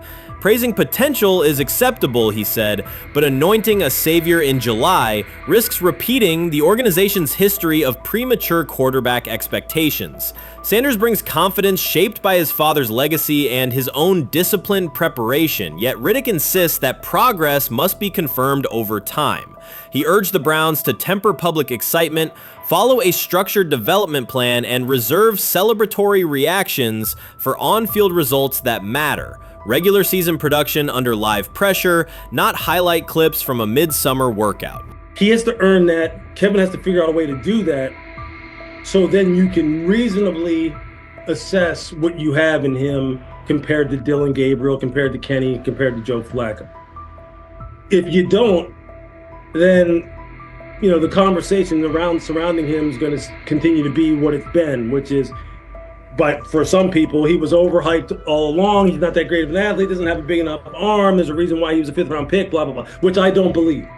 I believe if he is given enough reps, earns enough reps, and then is given enough reps in meaningful situations, he can throw the ball just as good as Joe, if not better, just as good as Kenny, if not better, just as good as Dylan Gabriel. After more than 2 decades in personnel and broadcast analysis, Louis Riddick was dismayed to see a franchise bypass basic evaluation standards after only a series of eye-catching minicamp throws. Reviewing practice footage from Cleveland, he observed Shedeur Sanders drilling 40-yard passes against uncovered receivers and running 2-minute sequences with poise. In Riddick's view, those reps, conducted without pads, contact, or a disguised rush, show arm talent but reveal little about how a rookie handles game pressure. Riddick said the Browns' reaction drifted from objective assessment to outright admiration. Multiple reports indicated coaches were sketching new concepts for Sanders during dinner and referring to dedicated Shedeur packages well before a padded practice. Even the veterans in the quarterback room showed no visible alarm, a sign that staff excitement had already reset the internal depth chart conversation. The analyst emphasized that his concern is not Sanders' skill set. He acknowledged the quarterback's arm strength, footwork, and composure, but rather how quickly the club appears willing to declare him its long-term answer. Riddick cited several past prospects who received similar midsummer acclaim only to stall once real competition began. Given Cleveland's long history of quarterback turnover, he argued the organization should focus on incremental milestones, processing post-snap reads, surviving live pass rushes, and rebounding from mistakes on Sunday afternoons. Riddick urged the Browns to temper expectations and follow a structured development plan so Shedeur Sanders can progress without undue pressure. One coach reportedly admitted he replayed Tuesday's scrimmage film so often that he lost sleep, an anecdote Riddick offered as proof that enthusiasm is already outpacing reality.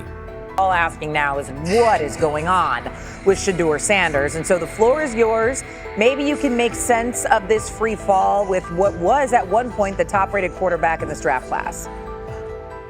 Yeah, see, I think at this point in time, this really isn't a football discussion any longer. This is a personal discussion. This is about it's a fit discussion. It's whether or not teams are just comfortable with everything that comes along with Shedeur in terms of who he is as a person, all the people that are surrounding him in terms of his inner circle, and whether or not teams deem that to be something that they're comfortable with. Right or wrong, that's the only conclusion you can really come to at this point. Louis Riddick voiced an escalating concern during the segment. Having witnessed numerous quarterback setbacks in his career, he worries another may be forming. Not because Shedeur Sanders lacks talent, but because the praise around him is growing without restraint. Sanders has simply attended practice, delivered accurate passes, led the huddle, and shown the composure expected of an NFL player. Riddick fears the Browns' reaction, treating routine drills as proof of long-term success, risks setting premature expectations. He cautioned that the organization seems ready to celebrate a franchise savior before Sanders has taken a competitive snap, noting that such early adulation has derailed promising prospects in the past and could impede Sanders' measured development.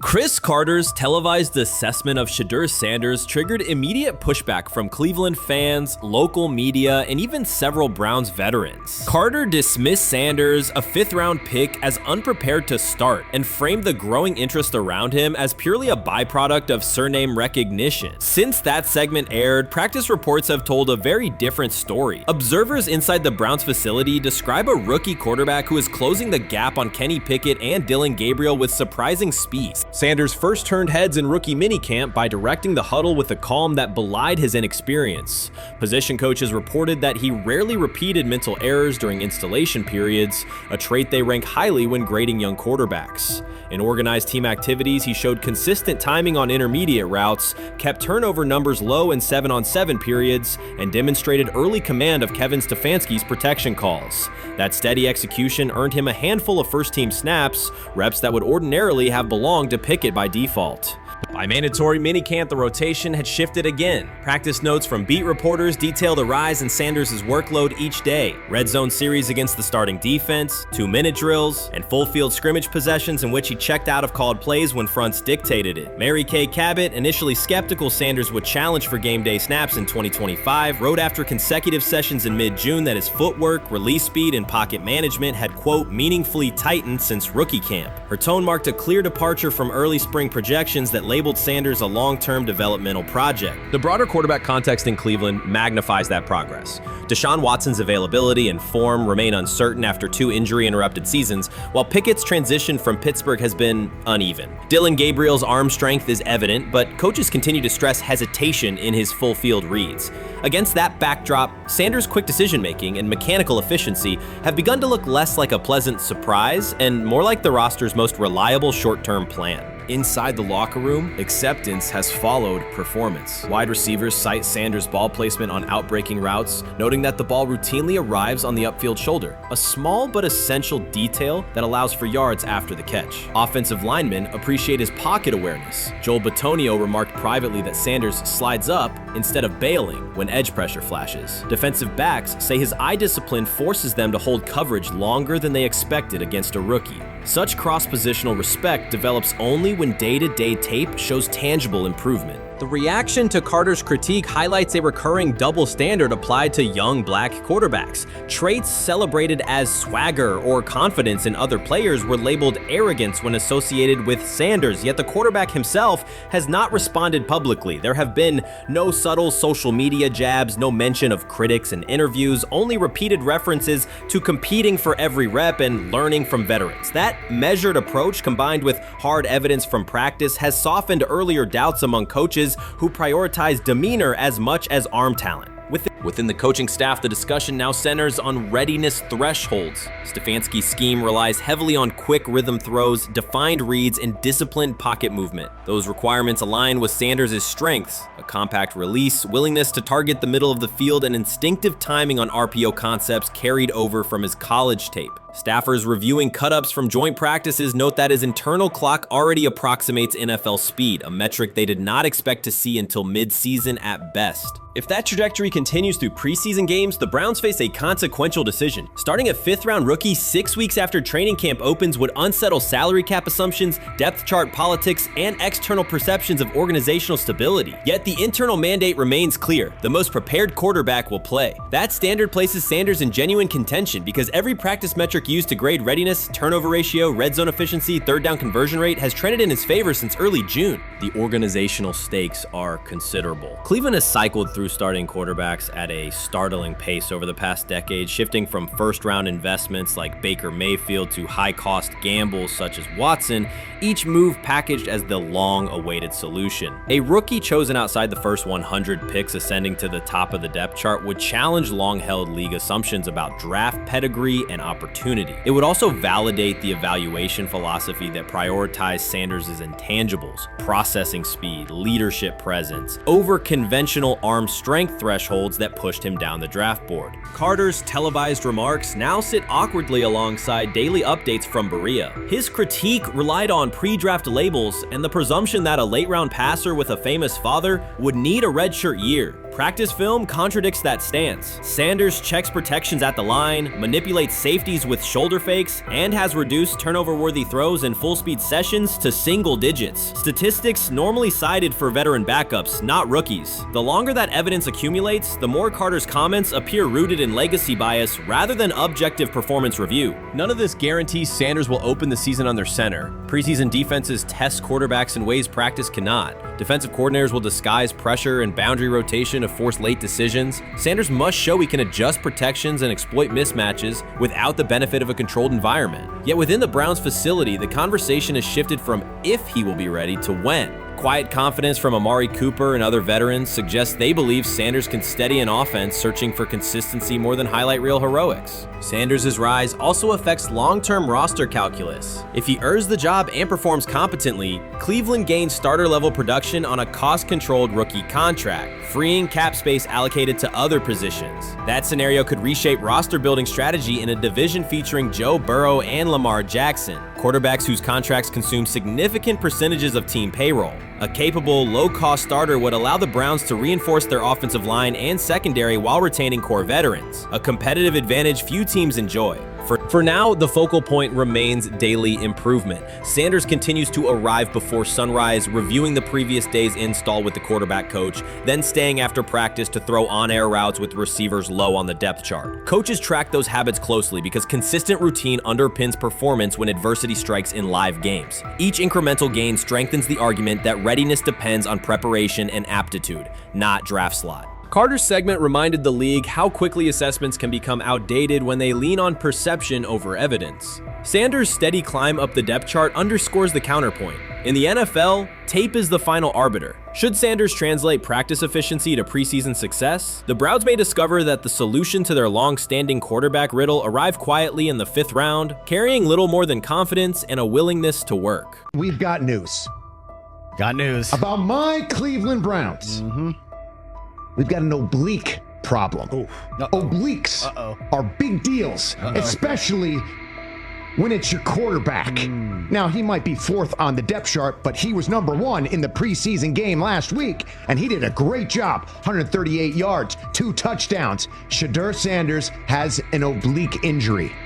That is not good. I do not like this.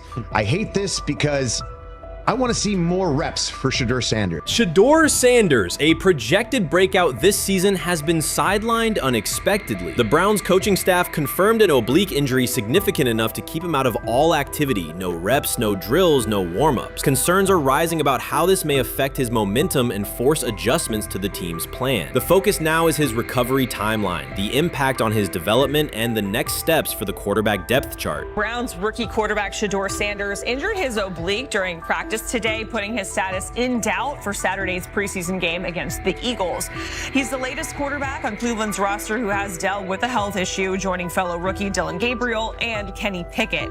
Sanders, who is trying to fight his way up the Browns depth chart, started the preseason opener last week and threw to practice. So how concerning is this for Shedeur as he is trying to, again, make his way up the depth chart, be QB2, potentially QB1 in the future? Dillon Gabriel taking Shedeur Sanders' QB1 spot after Sanders suffers an oblique injury is more than a roster change. It signals the staff is choosing urgency over efficiency. You do not replace a quarterback operating near a 70% completion rate with one coming off a 32% outing unless the decision is driven by desperation or poor evaluation. That is not strategy, it is avoidable loss of production. The impact on accuracy, timing, and drive sustainability is clear, and the difference is apparent to anyone watching. Well, here's what we know. I mean, after practice, Kevin Stefanski, the head coach of the Cleveland Browns, was not available to the media, but I did talk to him on the field as the players were coming off, and he told me that Shedeur Sanders complained of oblique soreness during the warm-ups this morning. Shedeur Sanders' absence isn't just a gap in the lineup, it's a setback for the entire offense. He thrives under pressure and makes throws others won't attempt. When he's healthy, every pass has intent, every drive has rhythm, and opposing defenses know they're in for a long day. Replace him with Dillon Gabriel and the defense senses an opening. Corners press tighter, safeties cheat down, and linebackers blitz more aggressively because they don't expect the same timing, velocity, or accuracy. Yes.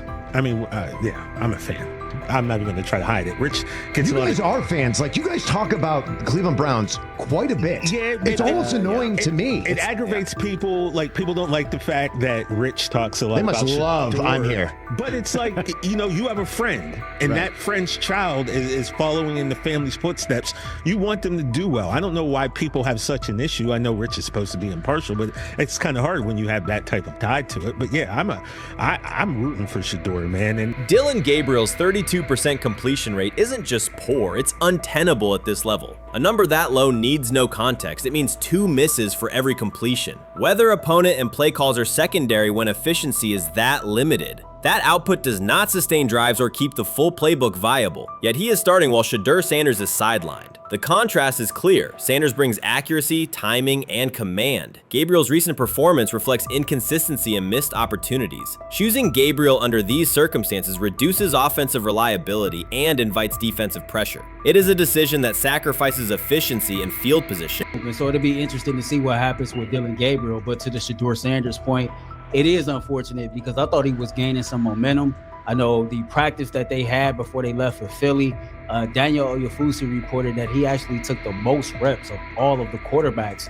And that was the first time that had happened. It was the first time that he had went ahead of Dillon Gabriel, practicing with the twos, etc. So, like, coming off that stout performance against the Carolina Panthers, he was gaining momentum. If this were a clean evaluation, there would be no debate. Shedeur Sanders is the clear choice. He's accurate, composed, and consistent with a track record of high-level production. Dillon Gabriel remains a question mark, and not the kind that stresses defense. He's the kind that makes coaches consider leaning on the run to limit risk and protect field position. The reality is that injuries create openings for players who haven't earned them. Gabriel has stepped into QB1 while Sanders is out, but that reflects circumstance, not superiority. We don't know the severity of this oblique injury and whether it will even keep him out of Saturday's game against the Eagles. As for moving up the depth chart, I'm the Browns preseason sideline reporter. I was there Friday night when he burst onto the stage and set the NFL world buzzing. And yes, his demeanor was tremendous. His poise was tremendous. He did the things that were asked of him. But at the end of the day, he wasn't actually asked to do all that much. The real concern is how this could attach to Shedeur Sanders' reputation. The NFL is unforgiving forgiving about availability. An oblique injury for a quarterback isn't minor. It affects mechanics, torque, and timing. Even with a strong return, the injury-prone label can linger. For the Cleveland Browns, or any team seeking stability under center, that perception is toxic. Teams don't want a player they fear won't make it through October. That's the risk. Talent doesn't always overcome league politics. Once questions about durability start, they rarely fade. They surface in contract terms, roster decisions, and sideline evaluations. So Shedeur Sanders is injured again? If you were following along on social media today for the Browns' first joint practice in Philadelphia against the Eagles, wow, you were in for a tumultuous ride. I mean, all the reporters, both Browns and Eagles reporters, were pretty much flabbergasted at the fact that Shedeur Sanders was taking 0 team reps during the day, and even Tyler Huntley was getting team reps instead of Shedeur. And then it came out, obviously, you know, everybody's speculating. There's people calling for Kevin's jobs, and before I go any further, I don't blame anybody. Ever. Meanwhile, Dillon Gabriel's numbers should be sidelining him, not elevating him. A 32% completion rate isn't a dip, it's a warning sign that points to issues with field vision, timing, and receiver cohesion. That's the quarterback taking snaps while Shedeur Sanders is out.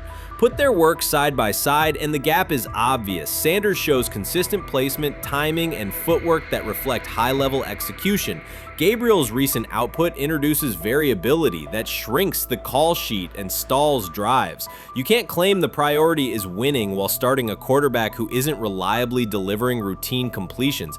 Fans recognize it, receivers lose confidence and tempo when targets are off, the offensive line's urgency fades when protection doesn't translate into productive throws, team belief in the quarterback is fragile, and once it erodes, a season can come apart quickly. We could be looking at, 3/4 of Snoop and maybe 1/4 of Dillon Gabriel. Not really exciting for the fans. Of course, it would be nice to see what Dillon looks like. Did spend third-round capital on him. If you're Dillon Gabriel and you're a rookie, you want to get healed. You want the reps. You want to take these reps. So what do you do to prepare yourself and get ready? Because, man, when rookies get injured, it's like these reps are so valuable. Yeah, sets him back a lot. We do have some video here. Mike Garafolo had some video of Jalen Hurts kind of helping Shedeur use his cart to get off the field here. Shedeur Sanders changes the entire equation. His presence under center keeps defenses honest, keeps teammates engaged, and expands the coaching staff's options. You can call vertical shots, open the playbook, and control the game's tempo. Dillon Gabriel limits that. With him, the playbook narrows, drives stall, and the defense ends up on the field too long trying to compensate. The Cleveland Browns are not in a position to gamble at quarterback. This is a franchise with a difficult history at the position. With Gabriel, the issues are visible from the stands. A 32% completion rate won't jump to 60% with a few extra reps. If anything, it will decline as defenses present looks they would not risk against Shedeur. And that's the core issue. Shedeur Sanders at 80% is still a better quarterback than Dillon Gabriel at his best. That isn't exaggeration, it's the numbers. If Sanders is a 70% passer when healthy, even a drop to 60% keeps him well ahead of where Gabriel is now. Yet the team is rolling with the quarterback who isn't delivering routine completions. Every week Sanders is out, his hold on QB1 loosens. That's the hard truth. The longer Gabriel stays in the role, the more coaches cite continuity and chemistry to cover what's happening on the field. Every throw and every drive has to be a statement, not just to win, but to erase any notion that Gabriel is a legitimate alternative. In the NFL, QB1 isn't handed back because you used to be the best option. You have to take it. Started off with some positive news for Shedeur, and then it kind of just went left real quick. Shedeur got the news early on that if Dillon Gabriel couldn't go, he would get his second straight start in the Saturday preseason game against the Philadelphia Eagles. And then he went on to injure his oblique. For the fans who don't know exactly what part of the body the oblique is at and what that injury is and how it can impact the quarterback, can you explain to them what is an oblique injury? It's like up in this area, right? Well, you can't see me, but like right up in here, when you go to throw, like obviously that's all that. So the truth is straightforward. The Cleveland Browns, or any team in this situation, aren't going anywhere meaningful with Dillon Gabriel under center. You can frame it as progress and point to selective highlights, but reality will level it out, and by then the season is already slipping. Shedeur Sanders is the difference between a team with a path forward and a team playing out the schedule. He reads coverages, delivers on-time throws, and forces defenses to respect affect every level of the field. Gabriel turns the offense into guesswork. The NFL is built on results, and the results are clear. Gabriel's 32% completion rate functions as a warning sign. It doesn't need context, a clinic, or a film session to explain. It signals inefficiency that stalls drives and compresses the playbook. Yet he has been handed the role Shedeur established through precision, composure, and production. That decision undercuts the stated goal of winning. With Sanders, the offense retains structure, rhythm, and threat. With Gabriel, it narrows and exposes the defense to longer stretches on the field. Shedeur got on the field. You're watching the game, Chad. There's a lot of Shedeur Sanders fans. What did you think of his first outing? Listen, all the talk and the narratives and the storylines and whatever you want to say, sooner or later that ball was about to snap. And that young man we watched in Colorado, This is crazy! Shedeur Sanders didn't just sign a deal, he finalized a flagship endorsement. It's the kind of move that makes analysts revisit assumptions and recalibrate valuations. Nike didn't simply issue a contract. The company put substantial backing behind him and positioned him as a leading figure in its athlete portfolio. The impact is immediate across the sports industry. Shedeur Sanders has reset expectations and changed the competitive field. What I just said about the shoe opportunity that could present itself for Nike, who's a Nike school. And the reason I say Nike is because it's a Nike school. They don't want another brand with the kid wearing them on field, but they get him head to toe.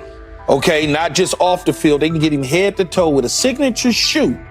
If he had that right now, and you mentioned record-breaking Colorado State, Skip, how many eyeballs would have seen that? What did you call it, Michael?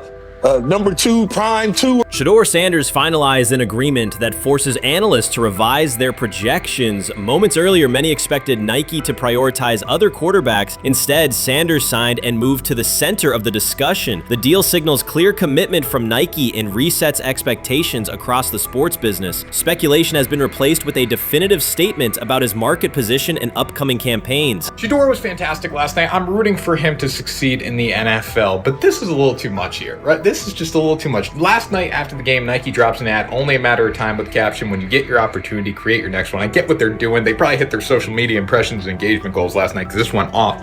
But the bottom line is, save this for when he wins a regular season game. This is the kind of stuff why people don't like Shedeur. It's not Shedeur himself. He's a good kid. He's a good role model. He's a good quarterback. But people trying to boost him up like this for a preseason start is why we have issues. Analysts were surprised by the announcement and quickly reassessed prior assumptions that focused on other candidates. Nike did not make a routine addition. It secured a headline athlete. Shedeur Sanders brings national visibility, measurable performance, and a recognized family legacy. For months, some experts claimed he had attention without the depth major brands seek. This agreement signals Nike's conviction in his long-term value and directly challenges that earlier skepticism. Shedeur Sanders for MVP already.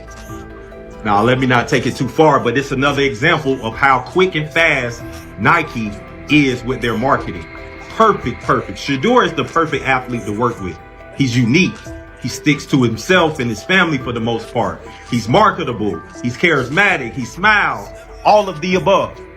And Nike is so quick with the timing. They say only a matter of time. Nike reached a different conclusion. The company made a clear commitment, and the commentary that dismissed the possibility is now being revised. The announcement is not the beginning of the story. It is the outcome of a trajectory that has been building for some time. Shedeur Sanders' rise has been unconventional and decisive. He drew sustained attention even when many claimed not to be watching. More than a position on the depth chart, he delivered presence, audience growth, and momentum. In this case, market impact and leadership qualities carried as much weight as traditional metrics, and Nike acted on that assessment. Did y'all see about like the business side of it, like his contract? Like he gets a percentage of everyone in his jersey sales. Oh yeah. So they wanted to like basically shadow ban him and his stock pick, because the more famous he is and the more they sell, they owe him more money. I probably believe it's probably something he like has that. Apparently a super unique NFL contract.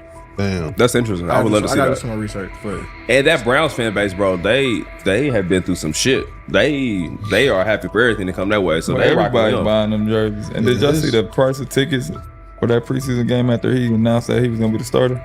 Crazy. Right on the ceiling from $12 to $150. At Colorado, Shedeur Sanders generated consistent national attention through performance, media presence, and high visibility moments that elevated the program's profile. That positioning aligns with what Nike seeks, not only athletes, but figures who influence culture and drive conversation. The brand signs leaders who can shape markets, athletes whose impact shows up in audience growth, engagement, and partner interest, not just in weekly box scores. Many evaluations missed this broader picture by focusing narrowly on passer ratings and comparisons that failed to capture Sanders' reach and commercial pool. Nike's history reinforces the approach. Michael Jordan became a global identity, LeBron James matured into a generational centerpiece from day one, and Serena Williams reshaped both competitive standards and style narratives. The decision to back Shedeur Sanders fits within that framework, a calculated investment in a quarterback with crossover appeal, measurable momentum, and a recognizable lineage. It signals that Nike views his value as extending beyond on-field results to sustain brand relevance and long-term market impact. Hey, bro. Can we keep it a bean, dog? He shouldn't have been no 5th round pick, dog. He should not have been a 5th round pick.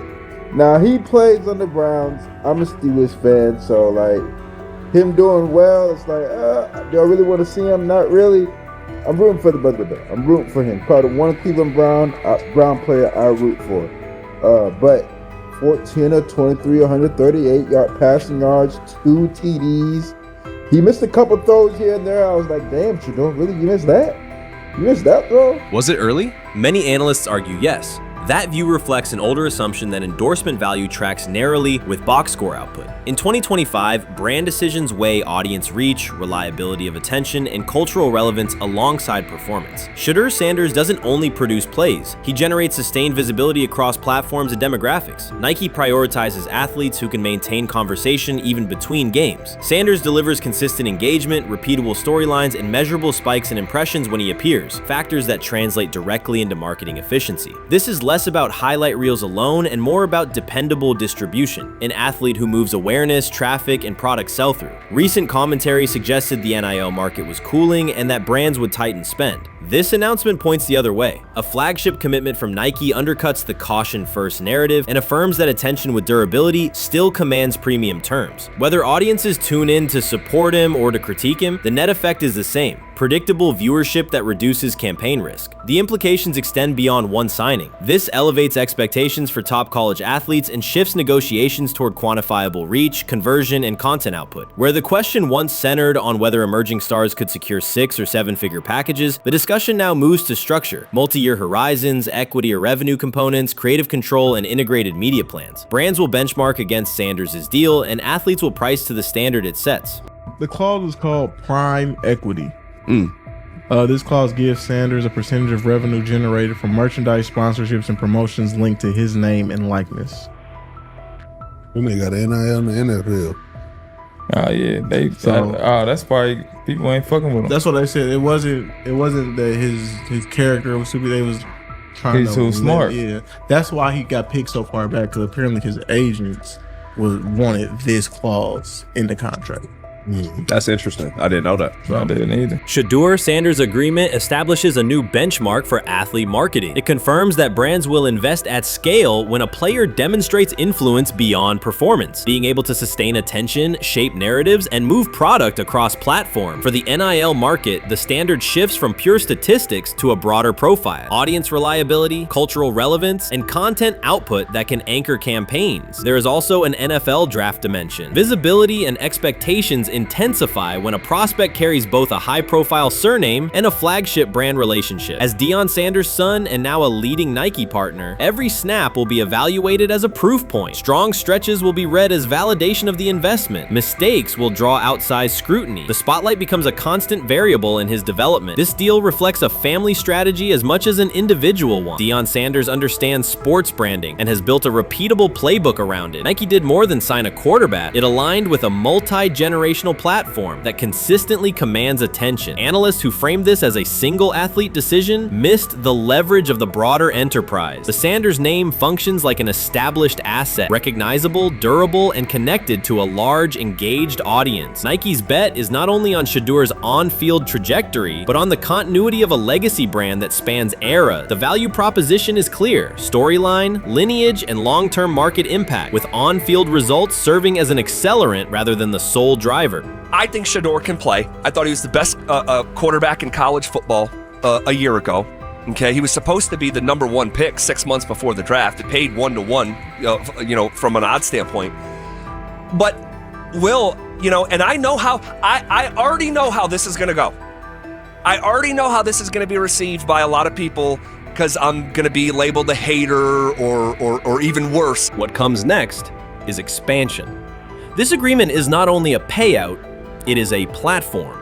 The core question is no longer whether Shedeur Sanders will succeed, but how far his brand can scale before he takes an NFL snap. Signature footwear, dedicated apparel, and placement in major Nike campaigns are all realistic pathways, potentially arriving before his rookie season begins. That scope is why the announcement is drawing sustained attention. The reaction also reflects an admitted miss by many observers. They undervalued the shift toward athletes who can carry conversation and commerce between games. Nike anticipated that change and moved early. The immediate task is to assess the broader impact on college athletics, the NIL market, and competing brands that now have to reprice and reposition. In practical terms, this deal sets new expectations for structure and visibility. It ties Sanders to a global distribution engine and makes each appearance a measurable marketing event. The narrative is straightforward. Nike identified durable attention, aligned with it, and formalized the bet. The market will adjust to the standard this creates. Honestly, guys notice it more when you're out winning games, right? If Cleveland starts off in a bad start, they're not doing well, and all of a sudden Shedeur or Dillon Gabriel are doing well in 7-on-7. They're throwing dimes. In practice drills, the #1 defense can't stop them.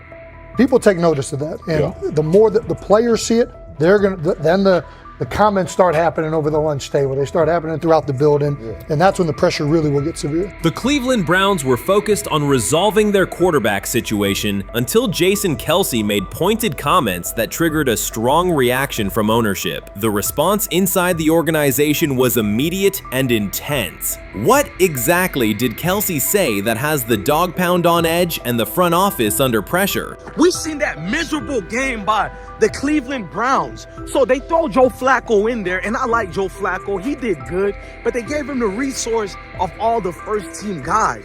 Then they throw Dillon Gabriel in there with first teams and second teams. So Dillon always is getting protected. The same thing again, they gave this scrub max protection on every play. Yeah, he completed some passes, but let's talk about his mistakes. He's still inconsistent with his throws, but he at least had max protection. The Cleveland Browns continue to be defined by inconsistency and avoidable setbacks. Even as fans hoped the organization had turned a corner, Jason Kelce, fresh off retirement, offered a direct critique that reignited doubts about the team's direction. His remarks implied the franchise's structure and decision-making remain unstable and recent progress may not hold. The takeaway for leadership is straightforward. Identify core issues, align on a coherent plan, and execute with discipline. For supporters, it's another sign that the problems run deeper than a single season. They throw Shedeur Sanders in there with the lowest cab drivers you couldn't even get on 5th Street. And I'm pissed off, bro, because the play calling was abysmal. Look, even if you don't like Shedeur didn't even get a chance to be trash. Even if you think Shedeur is garbage, he didn't even get a chance to be garbage. That's how awful the offensive line was. Kevin Stefanski still doesn't want to give Shedeur second strings and first strings reps. Why is that? Browns ownership's response shifted from measured to urgent. The pattern is familiar in Cleveland. The team once treated Johnny Manziel as a franchise solution, retained Hugh Jackson for a second year despite results, and invested heavily in Deshaun Watson through a costly trade and contract. These decisions reflect aggressive but poorly aligned planning. The outcome has been continued instability instead of sustained progress. That this was the guy that they wanted to start. He's seasoned, he's experienced, he still has a big-time arm, even at his age, and they open with the Cincinnati Bengals. They wanted that experienced guy. He was always going to be the guy. They were not going to start Dillon Gabriel or Shedeur Sanders in week 1. Kenny Pickett had a hamstring injury. It makes it easy to go with Joe Flacco. And the question isn't and wasn't going to be who's the starter in Cleveland.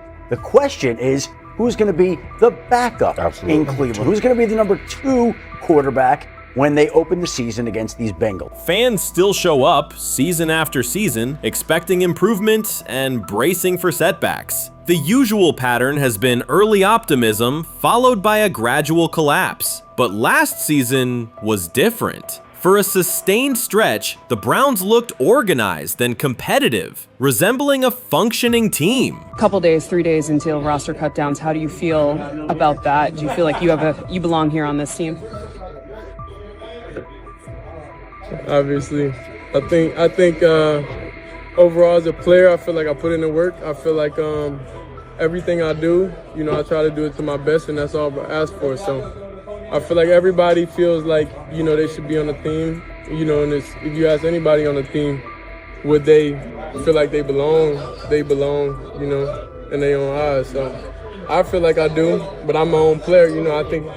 I think about myself in a high regard. The front office entered the offseason confident. Kevin Stefanski was being praised and the Dog Pound believed the team had made real progress. Then Jason Kelce delivered a pointed assessment that cut through the optimism. Fresh into retirement, the former Eagles All-Pro and Super Bowl champion said Cleveland still looks like a team patching over issues rather than building a durable contender. Kelce's view was direct. The Browns' structure is fragile, and the roster is too dependent on perfect health at quarterback. He argued the team is one injury away from losing continuity and sliding backward. Because Kelce has operated inside a stable, championship-level organization, his comments carried weight with players, media, and fans. The reaction was immediate. People took his critique seriously, not as outside noise, but as an informed evaluation of how a successful team should be built. Ownership also felt the impact. Jimmy Haslam's response shifted to urgency, a sign that leadership recognizes the stakes.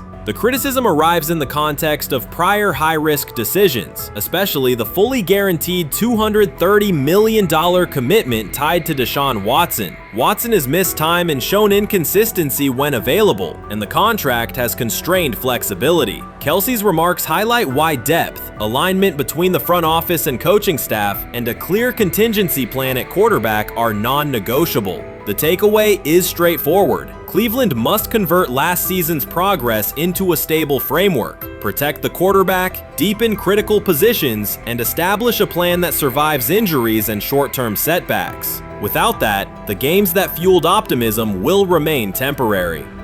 If you're a betting man, who do you think starts for the Browns at quarterback? Okay, this is the situation. Kenny Pickett, they actually traded for him. Joe Flacco, no one's bringing Joe Flacco in the building thinking Joe Flacco's going to be the starter. If Joe Flacco is your starter, you got a problem. You have a huge problem. And if they were saying Shedeur was the starter as the 5th rounder, you got a real problem too, because he passed over all these guys in these reps in the offseason in shorts, in bikini shorts, Speedos and stuff.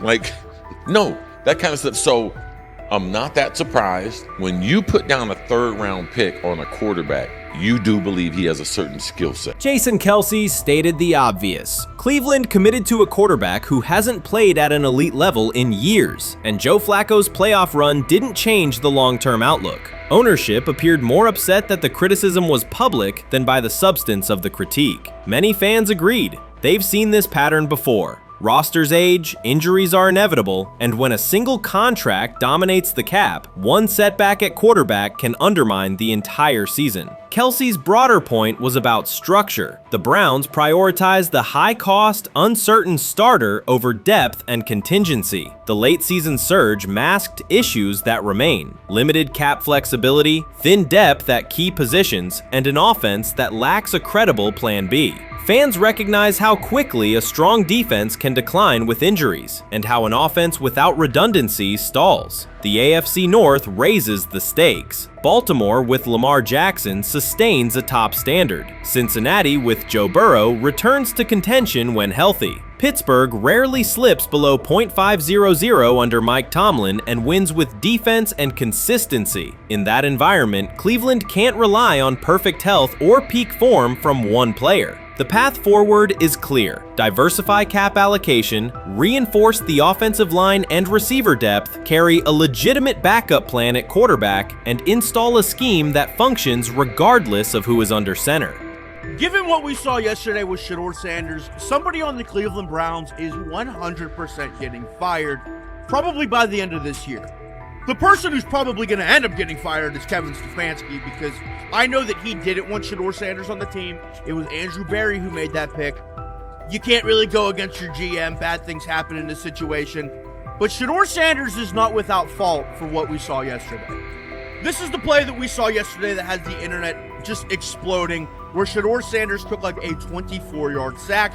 Half of the internet is saying that this is all Kevin Stefanski's fault. Cleveland showed progress last season, but the underlying concerns remain. Jason Kelce highlighted them directly. The Browns' long-term plan is fragile, cap-constrained, and overly dependent on perfect health at quarterback. His comments focused attention on structural issues, roster depth, continuity in coaching, and a sustainable offensive approach, rather than a single hot streak. That criticism resonated because it reflected what many around the league already see. Ownership's reaction underscored the sensitivity. Jimmy Haslam has presided over frequent coaching and quarterback changes, and external scrutiny carries weight when it comes from a respected veteran with championship experience. Kelce's remarks reinforce that last year's Joe Flacco stretch was a short-term solution, not a foundation. The team still needs a durable plan that can withstand injuries and inconsistency. The practical takeaway is clear: stabilize the system, diversify cap usage, and build depth at key positions so the offense functions regardless of who is under center. That includes a coherent development pathway for younger talent such as Shedeur Sanders, with defined practice reps, protection, and scheme alignment. Kelce didn't say anything outrageous. He articulated the gap between a brief surge and a credible long-term contender. I have the faith of a mustard seed. Right, because this is the greatest resurrection since Jesus the Christ. Right, like at some point, Joe Flacco was thinking about getting into TV. Yeah. Right, Joe Flacco didn't have a job, and then now you not only come back and start for the Cleveland Browns late in the 2023 season, but they came back around to you. You're now the day one starter for a franchise that just 2 years ago was in the playoffs. The Browns' quarterback situation remains unsettled. Deshaun Watson was expected to be the long-term answer, but injuries and inconsistent play have prevented him from reaching an elite level. When the team turned to Joe Flacco after Watson's season deteriorated, Flacco immediately lifted the offense and produced results that highlighted the gap between expectations and reality. That a 39-year-old late addition could outperform a $230 million starter was not just a short-term surprise, it raised fundamental questions about roster construction and evaluation. Quarterback depth has been fragile, and the late-season surge masked broader structural problems. Jason Kelce's remarks made that clear. Cleveland is vulnerable if the starter is unavailable, cap flexibility is limited, and the offensive plan lacks a stable contingency. His critique drew attention to leadership and planning as much as on-field performance. Jimmy Haslam's strong reaction reflects the pressure on ownership. The organization has promoted a message of stability and progress, but Kelce's assessment suggested those gains are not yet durable. The path forward requires a realistic approach to the cap, a credible backup plan at quarterback, and a system that holds up regardless of personnel. Grab hold of the starting job. Yes, but I don't think we're going to know which one until we get deep into August. Now, I think, we tracked the reps everybody was getting at practice throughout the OTAs and minicamp. But when you talk to people there, they just want to make sure everybody got what they needed. And that, Kenny Pickett, we find out if he has the goods to be the starter. Joe Flacco, they back him off a little bit. He's 40. He may not need as much. The rookies, Shedeur Sanders and Dylan Gabriel, what do they need to learn to make the transition from the college game to the pro game? That's what the spring was about for the Browns quarterbacks. Now, Shedeur Sanders has moved from social media celebrity to on-field standout, and ESPN now lists him among its first-team candidates. Reactions are split. Some fans are impressed while others are skeptical. Whether this reflects Deion Sanders' long-term strategy or simply Shedeur's rapid development, the story is drawing widespread attention. Here's a look at what led to this moment. They never planned on taking him. The problem is, like Ocho Cinco said, you got somebody that has endeared himself to the locker room. And guess what? The difference between him and Tim Tebow, the biggest one, is he can play. He can throw the ball. Tim Tebow running around being an H-back. He can throw the ball. And he's done everything he needs to do. He ain't saying nothing. He ain't rocking the boat. He ain't mad about the reps. He ain't mad about none of that. All the people out there want to see is this, like Tyvis said earlier. We want to see what he can do with Jerry Jeudy. Online reactions are sharply divided. Some fans strongly support Sanders, while others argue he is overrated. Traditional analysts cite statistics and claim his recognition comes mainly from his father's name. Sanders supporters are actively celebrating his rise and already predicting a future NFL career. Sports media outlets have made his candidacy a central topic of debate. The discussion now extends beyond statistics and victories to include his marketability, public image, and on-field presence. Sorry, is Shedeur Sanders going to get a chance to win this job? Do you believe he gets a legit shot to win this job? Listen, I think first of all, the action's going to really start in training camp. Like, forget all the OTA stuff. You don't win a job in OTA. The real action starts in training camp. And just like Shedeur said, during the mini camp, when it's time to take your reps, you got to make the most of it. Because I think early on, there's going to be a lot.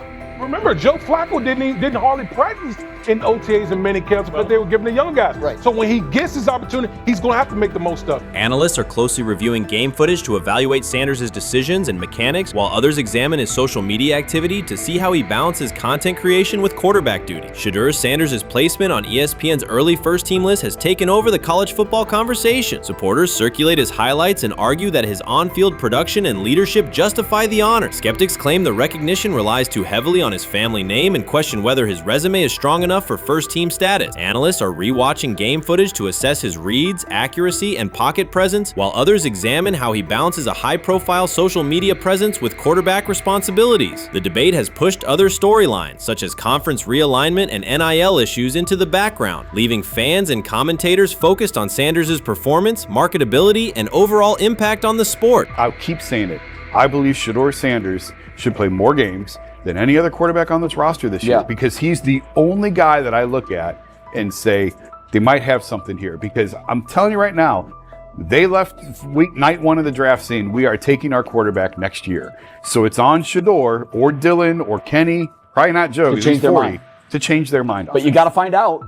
You gotta find out. Opinions differ on whether Sanders is benefiting from his family name or simply showing real progress, but the attention is undeniable. Social media is flooded with edited images elevating him to legendary status. Critics argue the first-team nod is driven by hype and marketability, while supporters point to his flashes of strong arm talent, field vision, and decision-making. Regardless of motive, the announcement has dominated the football news cycle and intensified debate over how much of his rise is performance-based versus media-driven. Highlight reels rarely show Sanders' turnovers, late-game mistakes, or inconsistent stretches. Being named to a first-team watch list suggests sustained dominance, something Sanders has displayed only in flashes. His selection appears driven as much by brand recognition and media appeal as by performance. ESPN's decision has intensified debate. Data-driven critics post statistics that question his resume, while passionate supporters predict awards and future NFL success. Commentators recall a time when first-team consideration required years of proven excellence. Yet many fans already see the announcement as confirmation that Sanders is on track for major college football honors. Shedeur Sanders has earned first-team reps when training camp commences later in July. I'm not saying like he's the first guy up when you do 11 on 11s, day 1, 2, 3, 4, 5 at training camp. I'm not necessarily saying that. But he's the one quarterback that we didn't get a chance to see take reps with the ones. But I think Shedeur has a chance to make this conversation interesting if he gets those reps with the ones and he has the same success that he did with the 2s, the 3s, and the 4s.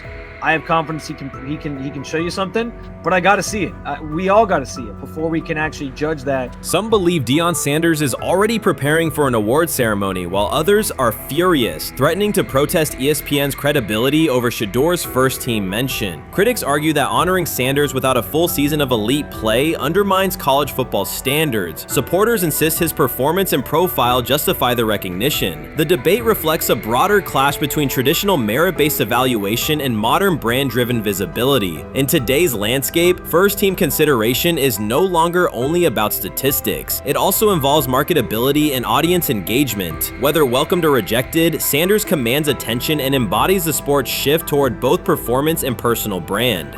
When he led college football in completion percentage and he threw almost 40 touchdowns for over 4,000 yards, how tall was he? Because they make it seem like he shrunk all of a sudden, RC. Oh, how lively was his arm? Because all I know is somebody did that. Somebody threw for over 4,000 yards, somebody threw for almost 40 touchdowns, and somebody led college football in completion percentage. Now, I'm trying to figure out, what I try to figure out all the time, Mel, is how a guy that hadn't played football in almost 5 months. Shannon Sharpe has publicly defended Shedeur Sanders and criticized those questioning him. Sanders has earned higher recognition and some fans are responding negatively. Although there's debate about whether he belongs on a second team list, Sharpe maintains that Sanders' career is clearly ascending. Reactions on social media are mixed. Some users are angry, others are surprised, and a few say they anticipated this result. The conversation remains active. When reports confirmed that Shedeur Sanders had been elevated from second team to near top tier status, Shannon Sharpe issued an emphatic response. He delivered a detailed rebuttal to critics, underscoring why Sanders deserved the promotion and directly challenging those who doubted the decision. I don't think that he was underprepared during these meetings. I don't believe any of these stories that he showed up arrogant and that he was bombing his interviews. I mean, you watch the film, he's on time, he's on point.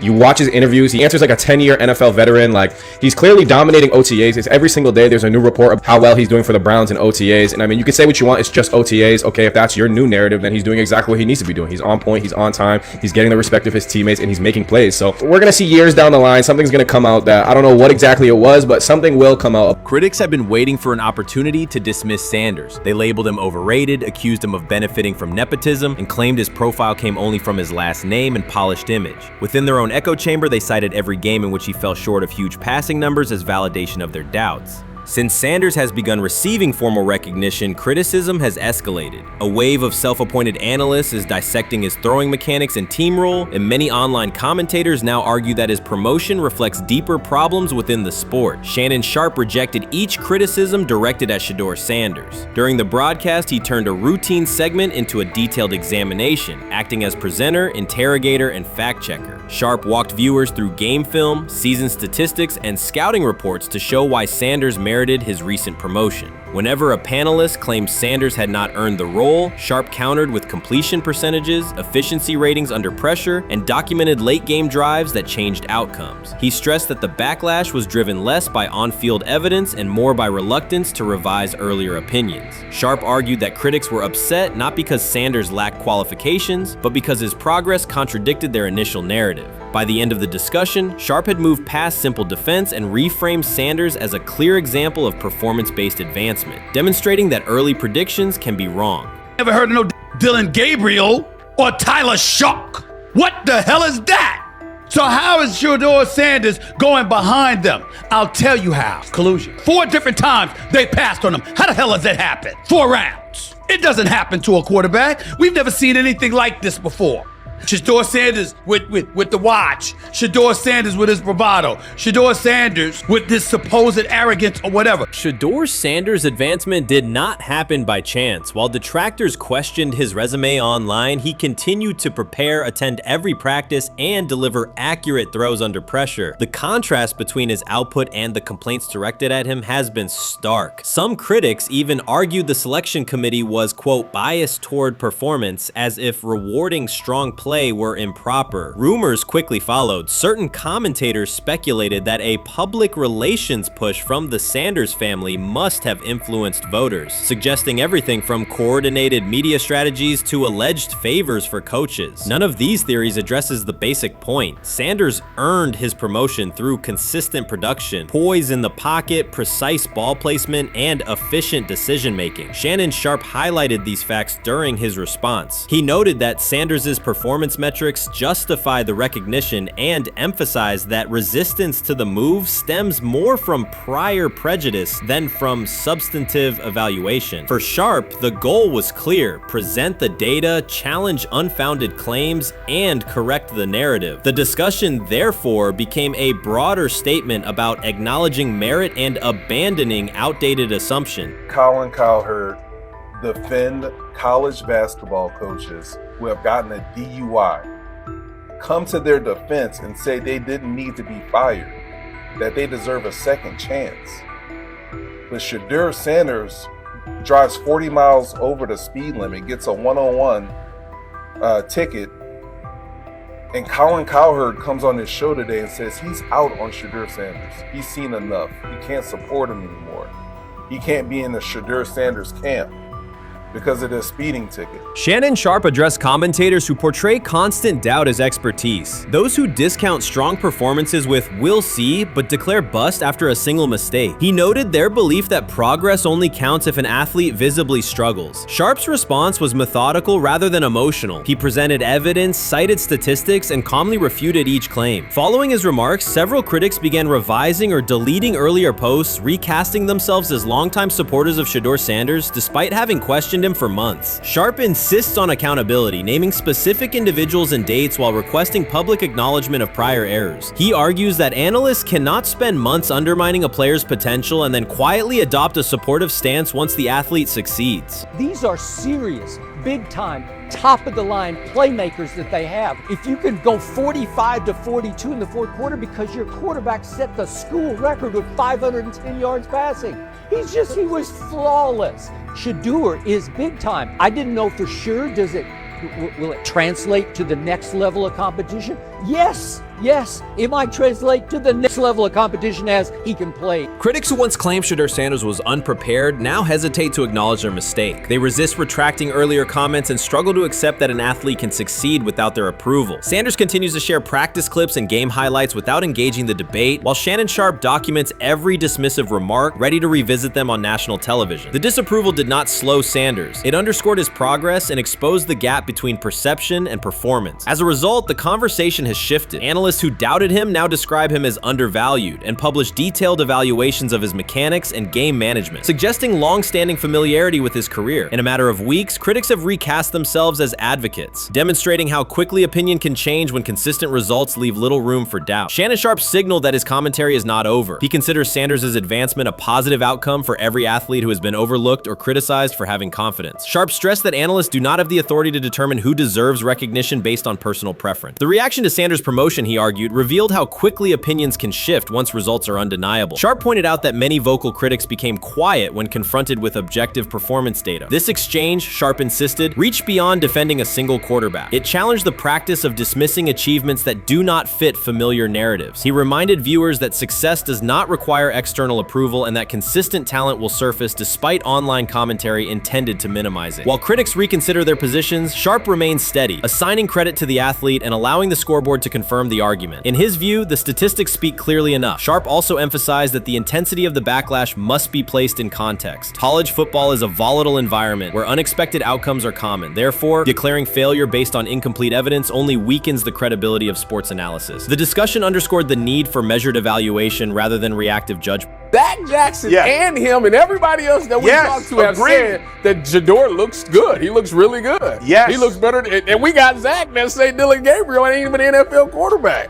It's true. So how is it that this man can't get a rep with the ones, but that non-NFL quarterback can? We all what agree with sense that. does that make? Some observers now claim that recognizing Shedeur Sanders' strong performance undermines football's traditional standards, even though they previously argued he received coverage only because of his father. Faced with Sanders' current statistics, those critics are searching for explanations that fit their earlier narrative. The data have always been clear. Their earlier objections ignored that fact. Shannon Sharpe is openly highlighting this reversal, comparing past negative remarks with Sanders' recent 400-yard games to demonstrate the gap between criticism and evidence. Sharpe did not force these commentators to backtrack. He simply displayed their earlier claims alongside Sanders' results, allowing the contrast to speak for itself. He lied to us all when he said that this was going to be an open competition, a four-man open competition when it comes to the QB situation up there in Cleveland, in which, from the looks of it, all we've seen it be was a three-man race. The only people that has been getting reps in with the first team or with the veterans are Joe Flacco, Kenny Pickett, and Dylan Gabriel.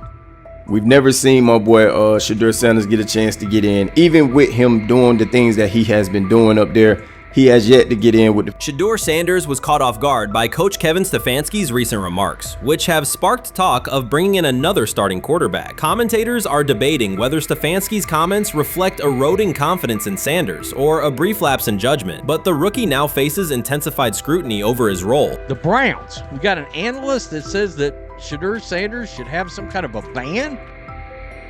Banishment of some kind? Come again? Say what?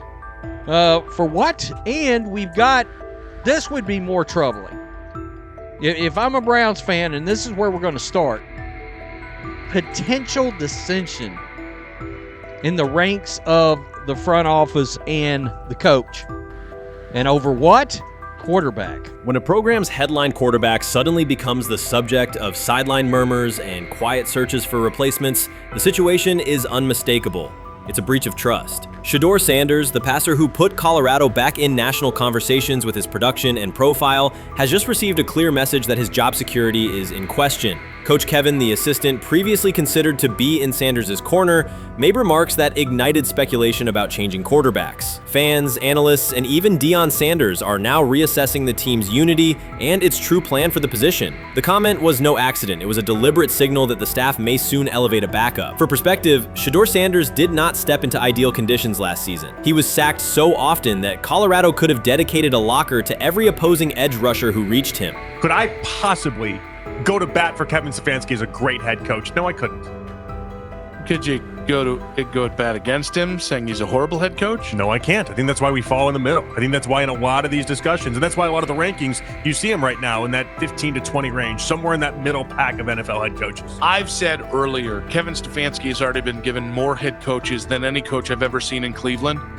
Starting with the decision to move on from Baker and him clearly still having another level to get to in Tampa. Last season, Shedeur Sanders often had to operate behind an offensive line that provided minimal protection, yet he still delivered precise throws and critical drives. At times, he seemed to be carrying a struggling roster almost on his own. Despite the constant pressure, he never complained, never threatened to transfer, and never acted entitled. He remained with Colorado because he trusted the program, trusted his father, and believed in the team's larger mission. That loyalty is why Coach Kevin Stefanski's recent statement that the quarterback competition is wide open struck so sharply. The remark implies that Sanders' starting role is insecure, as though the player who absorbed countless hits while holding the offense together is simply another name competing with walk-ons and first-year athletes who are still learning the cadence. This goes beyond ordinary coach language about fostering competition. It introduces genuine uncertainty about the staff's confidence in Sanders and invites speculation that Colorado is actively assessing outside options through the transfer portal. By characterizing the position as vacant, Stefanski has planted seeds of doubt that could quickly evolve into rumors and undermine the stability of the locker room.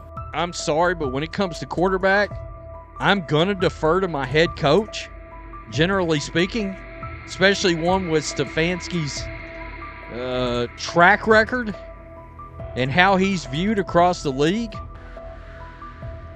So this is interesting because it tells you Kevin Stefanski's not a Shedeur Sanders guy. And it also tells us who made these picks. Exactly. The Cleveland Browns made a rather awkward decision in the NFL draft, opting to take quarterback Dillon Gabriel in the 3rd round well before he was expected to fly off the board. Then 2 rounds later, the Browns took fellow quarterback Shedeur Sanders. So what exactly is going on? Discussion has begun about whether Colorado is actively evaluating another quarterback and preparing for life after Shedeur Sanders. Analysts are debating whether Coach Kevin's move is calculated strategy or a misstep that jeopardizes team stability. Sanders remains a top NFL prospect, Deion Sanders' son, and the program's public face. His highlights dominate social media and his jerseys outsell the team's victories. Yet he is once again being asked to reaffirm his position. The issue is more than routine roster management. It intersects with the family dynamics that shape the program. By portraying the quarterback job as open, Coach Kevin signals to both Shedeur and Deion that the staff is willing to move on despite Sanders' stature. For Shedeur, sitting through film sessions while hearing talk of potential replacements adds an unwelcome layer of uncertainty to an otherwise proven resume. The decision may reflect a desire for a quarterback with a different profile, perhaps someone more mobile and system-oriented, rather than a dismissal of Sanders' accomplishments. So the Shedeur Sanders, I want to talk about this. So here's a prime example. Shedeur Sanders, they had 3-day mini camp for the Cleveland Browns. And now Jimmy Haslam actually has some money. The Bengals owners and the Rooneys are near the bottom of the league in net worth.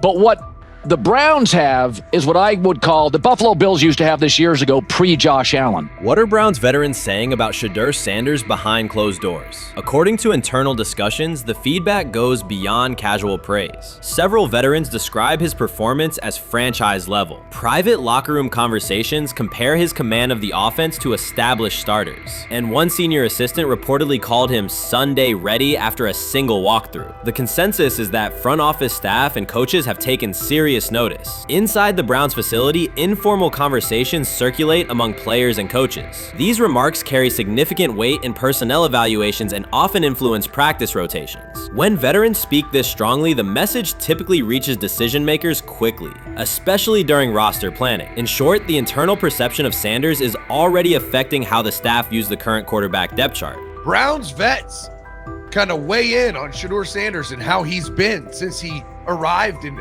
Cleveland, in Pound Town.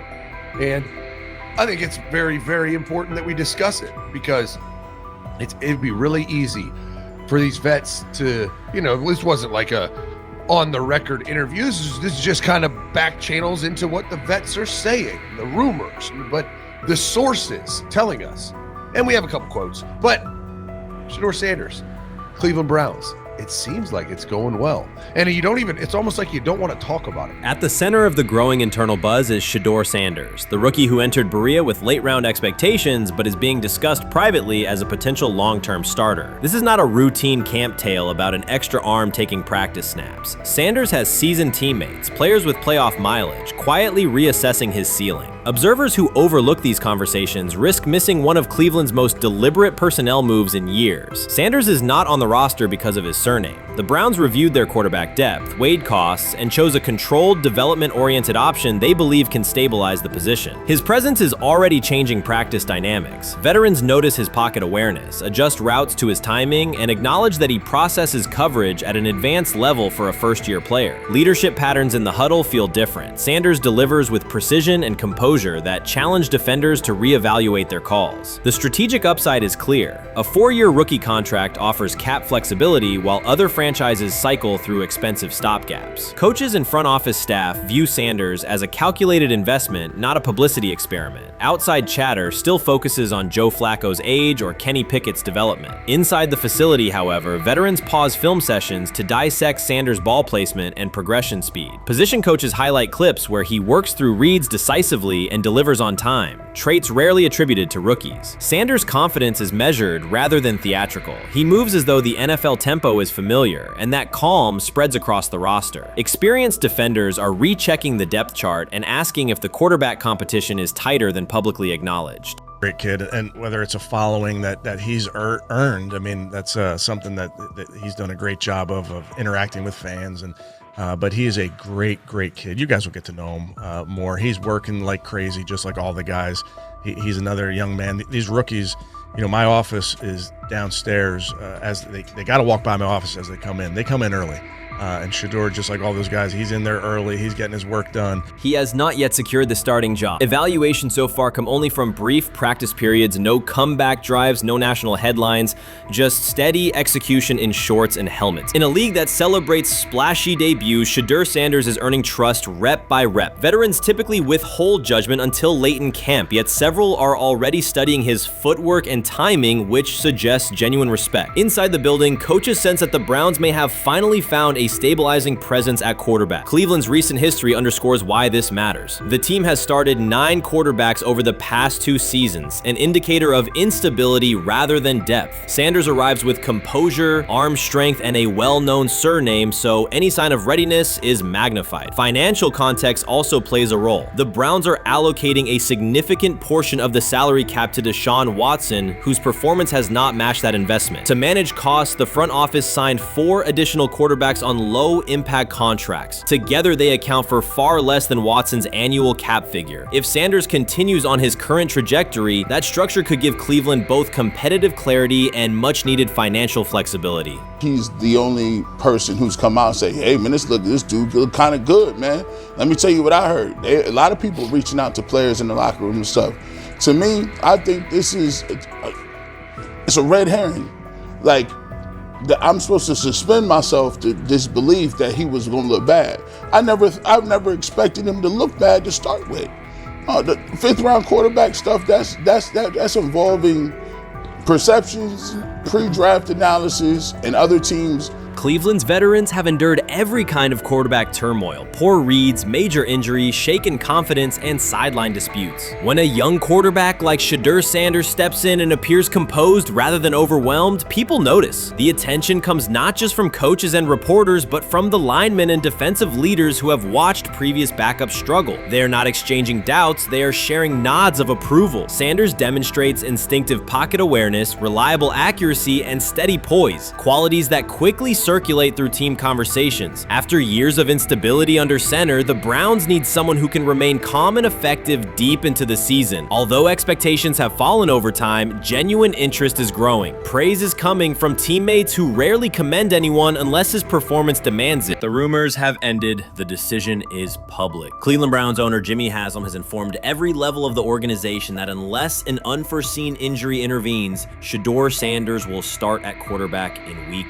1. The announcement is not an informal suggestion or a quiet push in the background. It is a direct order. Multiple independent reports, amplified most visibly by Colin Cowherd, confirm that Haslam delivered the directive himself. From the owner's viewpoint, the logic is simple. No one else on the roster offers the same combination of talent, leadership, and long-term upside. Joe Flacco is approaching the twilight of his career. Kenny Pickett has shown flashes but remains inconsistent. Dillon Gabriel, taken in the 3rd round, is a developmental project. By contrast, Haslam believes Sanders can alter the franchise's trajectory immediately, and he refuses to allow internal hesitation to stall that possibility. The standoff traces back to April. General manager Andrew Berry and head coach Kevin Stefanski entered the draft wanting a low-profile prospect who would fit quietly into the existing depth chart. They prioritized scheme familiarity, modest public attention, and a clear developmental timeline. When the board lined up, they reached for Gabriel in round 3, reasoning that an early investment would justify keeping a rookie on ice behind the veterans. But Sanders continued to slide, first through day 2,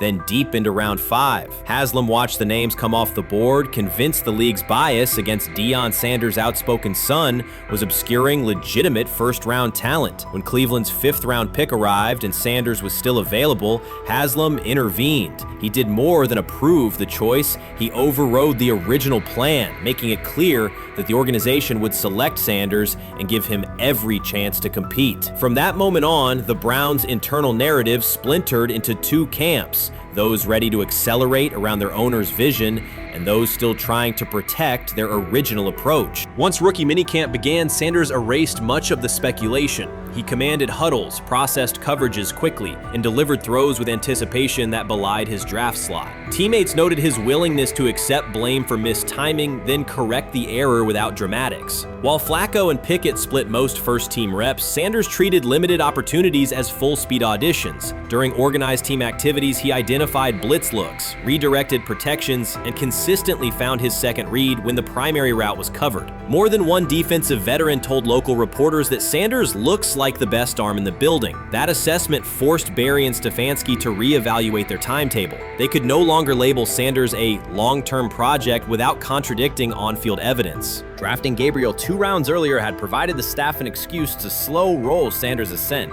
Coaches could point to investment cost, meeting room familiarity, and installation comfort to justify Gabriel's snap share. Yet each practice rep in which Sanders outperformed the 3rd rounder weakened that shield. Behind closed doors, position coaches began requesting more Sanders film for cut-ups, and offensive assistants quietly shifted meeting questions toward concepts the rookie already executed well. By mid-June, Berry himself started describing Sanders not as a developmental asset, but as a competitive option. Those subtle linguistic changes signal the front office's recognition that the narrative had moved beyond their control. Haslam's history with quarterbacks is well documented. His pushes for Johnny Manziel, Baker Mayfield, and Deshaun Watson were high-visibility swings, each driven in part by a desire to generate excitement as well as wins. Critics highlight those choices to question his evaluation track record, yet Haslam perceives Sanders differently. Where Manziel carried off-field concerns, Sanders brings a reputation for professionalism. Where Mayfield's leadership style divided veterans, Sanders' approach has united receivers receivers and linemen. Where Watson's trade involved unprecedented controversy, Sanders arrived at minimal draft cost. Haslam sees a rare chance to capture star potential without mortgaging the future, and he is unwilling to cede that upside to cautious pacing. Cleveland's supporters, weary of revolving door quarterbacks, have rallied around Sanders with unexpected speed. Sales of customized Sanders #2 jerseys surged within days of rookie minicamp. Training camp ticket requests spiked once local media circulated videos of Sanders making NFL-caliber anticipation throws during 7-on-7 periods. The mood in Northeast Ohio has changed from tentative hope to active belief. Longtime season ticket holders who once shrugged at preseason storylines now debate Sanders' footwork at neighborhood barbecues. Social media engagement for Brown's content has climbed, driven by highlight compilations of the rookie threading seam passes between linebackers and safeties. All of this places Kevin Stefanski in a fragile position. If he opens week 1 with a veteran starter and the offense sputters, criticism will be swift. Each stalled drive will be interpreted as evidence that he ignored the owner's edict and the fan base's intuition. Conversely, if he names Sanders the starter solely under pressure, any early struggles could be framed as proof that Sanders was rushed, further exposing Stefanski to blame. The only sustainable solution is conviction. Either stand behind a veteran with clear strategic reasoning or embrace Sanders fully and structure the offense around his strengths. Splitting the difference, rotating series, delaying first-team reps, or using vague competition language will satisfy no one and likely jeopardize locker room clarity. Sanders' personal approach has reinforced Haslam's confidence. Instead of taking post-draft downtime,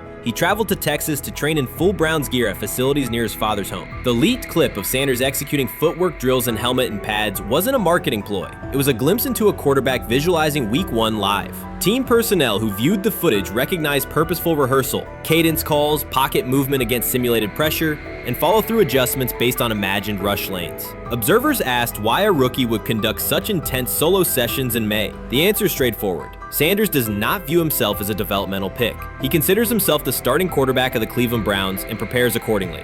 On pure ability, Sanders' arm strength ranks with the league average for starters. His accuracy to the intermediate middle, an area where the Browns' current scheme generates high leverage completions, has drawn consistent praise from receivers. The primary areas still under review are blitz recognition and live bullets and timing on deep outbreaking routes versus press coverage. Those developmental checkpoints are significant, yet daily practice reps show acceleration. In contrast, Flacco's mobility limits the boot action game that Stefanski installed to help Mayfield early in his tenure. Pickett can extend plays, but struggles to attack tight windows between linebackers and safeties, an essential requirement in Cleveland schematics. Gabriel remains an unknown at NFL speed. Thus, the competitive landscape favors Sanders sooner than the coaching staff originally planned. The franchise now stands at an inflection point. Haslam's mandate, the locker room's growing support, and the fan base's enthusiasm all tilt towards Sanders. The front office's earlier strategy, anchored in patience and quiet development,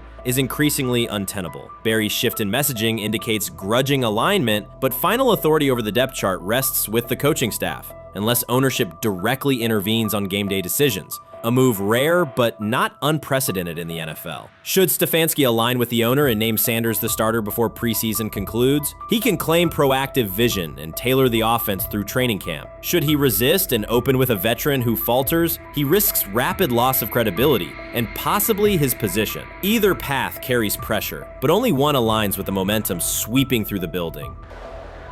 For 2 decades, the Browns have cycled quarterbacks without securing a stable star. Each new hope, whether draft pick or trade acquisition, has collapsed under injuries, inconsistency, or organizational disarray. The possibility that Sanders could finally anchor the position is not merely a football storyline. It is a potential cultural reset for a fan base defined by resilience. Haslam's insistence reflects that awareness. Cleveland needs a leader who can win on Sundays and project confidence every other day of the week. Sanders has shown he can shoulder expectations without retreating from scrutiny. That trait, more than arm talent alone, is why the owner views him as indispensable. Voluntary workouts transition to mandatory minicamp next week. If Sanders receives a substantial share of first-team snaps, observers will interpret it as the staff's acknowledgement that the competition is tilting decisively.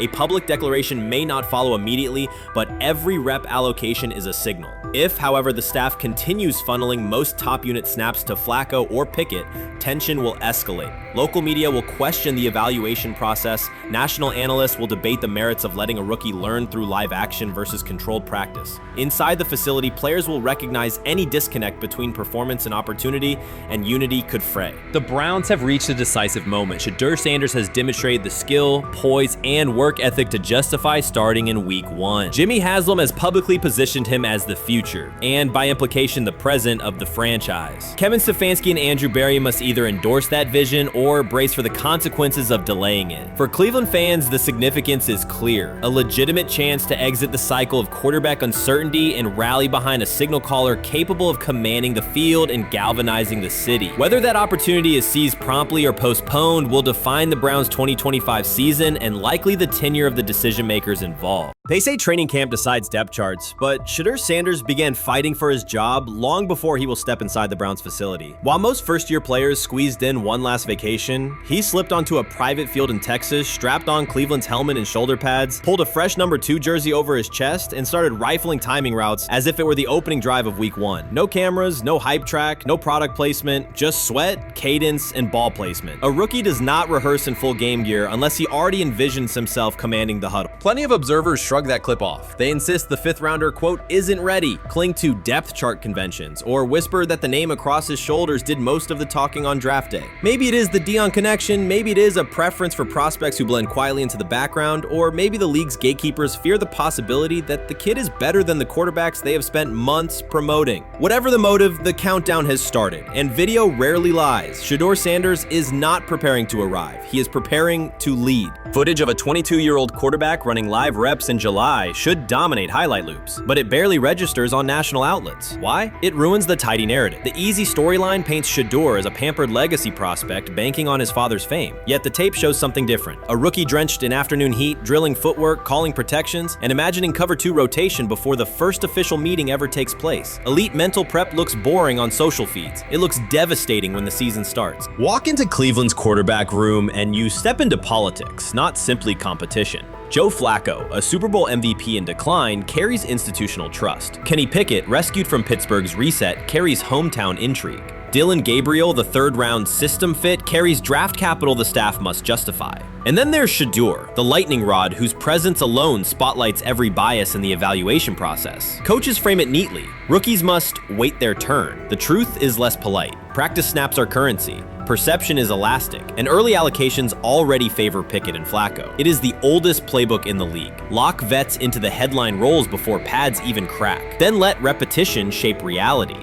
Sanders refuses to cooperate. He is not a 4th-string camp arm. He has engineered game-winning drives under national scrutiny, operated against live blitz looks most prospects never face, and more than any quarterback in the room, documented his own off-season obsession. No social media rollout, no brand consultant, just pads, cleats, and an unlit practice field. If his last name were Smith, pundits would label him the sleeper of camp. Instead, politics trails every throw. Training camp rotations expose organizational intent. Beat writer Fred Greetham already reports that Pickett and Flacco will open with first-team reps when veterans report July 23rd. Gabriel grabs the developmental snaps, leaving Sanders the leftovers. That isn't performance-based, it's narrative-safe. Gabriel doesn't threaten hierarchy, Sanders bends gravity. Watch the details. Does Shedeur steal 11-on-11 snaps with the 2s? Does he run red zone installs or 2-minute drills? If he does, coaches are admitting he is forcing his way in. If he doesn't, they are postponing the inevitable. Either way, the private field reps have sharpened his timing and condensed his release. He is not hoping for an opportunity, he is prepared to seize one the instant it appears. Cleveland's joint practices amplify that tension. First come live periods against the Panthers, then sessions with the champion Eagles. Those reps belong to the starters, so Flacco and Pickett will absorb most of Carolina's disguised pressure and Philadelphia's exotic fronts. Sanders' proving ground will be the preseason opener on August 8th. Under the stadium lights, he will get entire series, real reads, pockets collapsing for real. If his command mirrors the footage from Texas, coaches will have to answer why he never saw earlier work.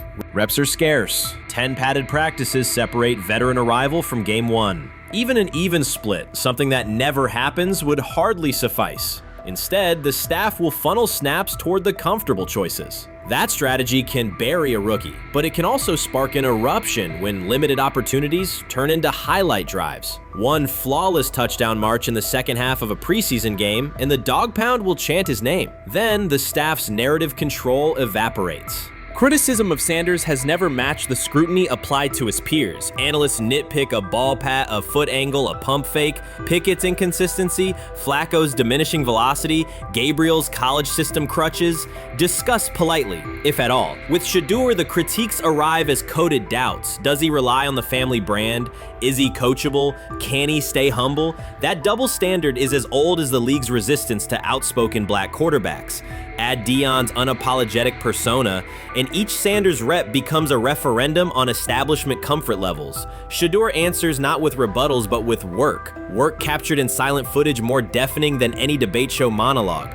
Quarterback drama masks broader roster cracks. The Browns receiver group is crowded yet unproven. The safety room failed to create turnovers a year ago. Interior defensive linemen are still rehabbing, and the offensive line must retool on the fly. Which quarterback can navigate that turbulence? Flacco's pocket mobility is limited. Pickett's confidence remains fragile. Gabriel is months away from processing NFL disguises. Sanders, forged by perpetual doubt, offers poise under chaos and meticulous preparation, a combination this franchise has lacked since, well, almost forever. Forget politics, depth chart etiquette, and recycled sound bites about developmental timelines. The only metric that counts now is who did the work. Sanders pounding through full gear scripts in late June is not vanity, it's vision. While the league sleeps, he refines his drop steps. While media speculate, he rehearses third down checks. He has already decided what he is. The organization must decide if it can recognize it in time. The preseason will provide the answer. Live bullets, real blitzes, stadium noise. When those throws leave his hand under pressure, no one will discuss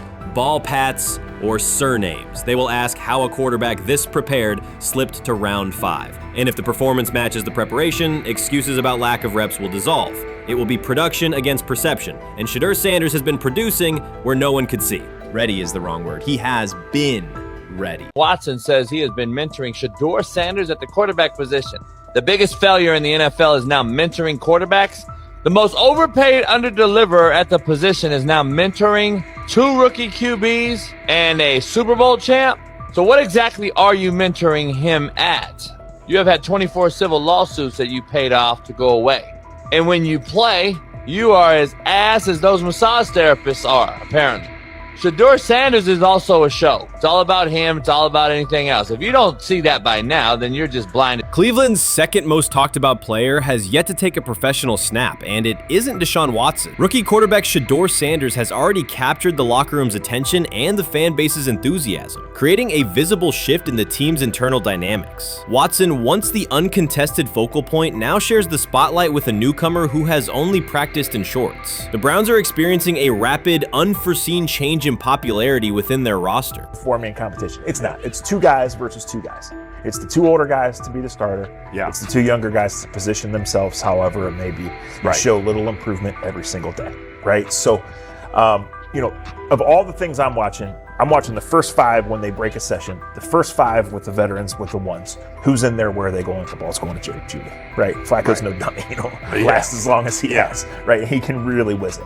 But as we go on, I want to watch these guys because they probably just got plays installed Tuesday, and they're out there running on Wednesday. Shedeur Sanders arrived in Cleveland and immediately commanded attention. The rookie has yet to take a preseason snap, yet the energy around him inside the building and across social media eclipses what many veterans receive in an entire season. Fan enthusiasm is so strong that Deshaun Watson's jerseys are already drifting toward the clearance rack at the team store. In a matter of days, Sanders has become the roster's second most popular figure, while Watson watches his once secure QB1 status and public approval shrink by the hour. Shedeur or Deshaun? Who do you want as your quarterback next year? Honestly, Shedeur. I love Deshaun though.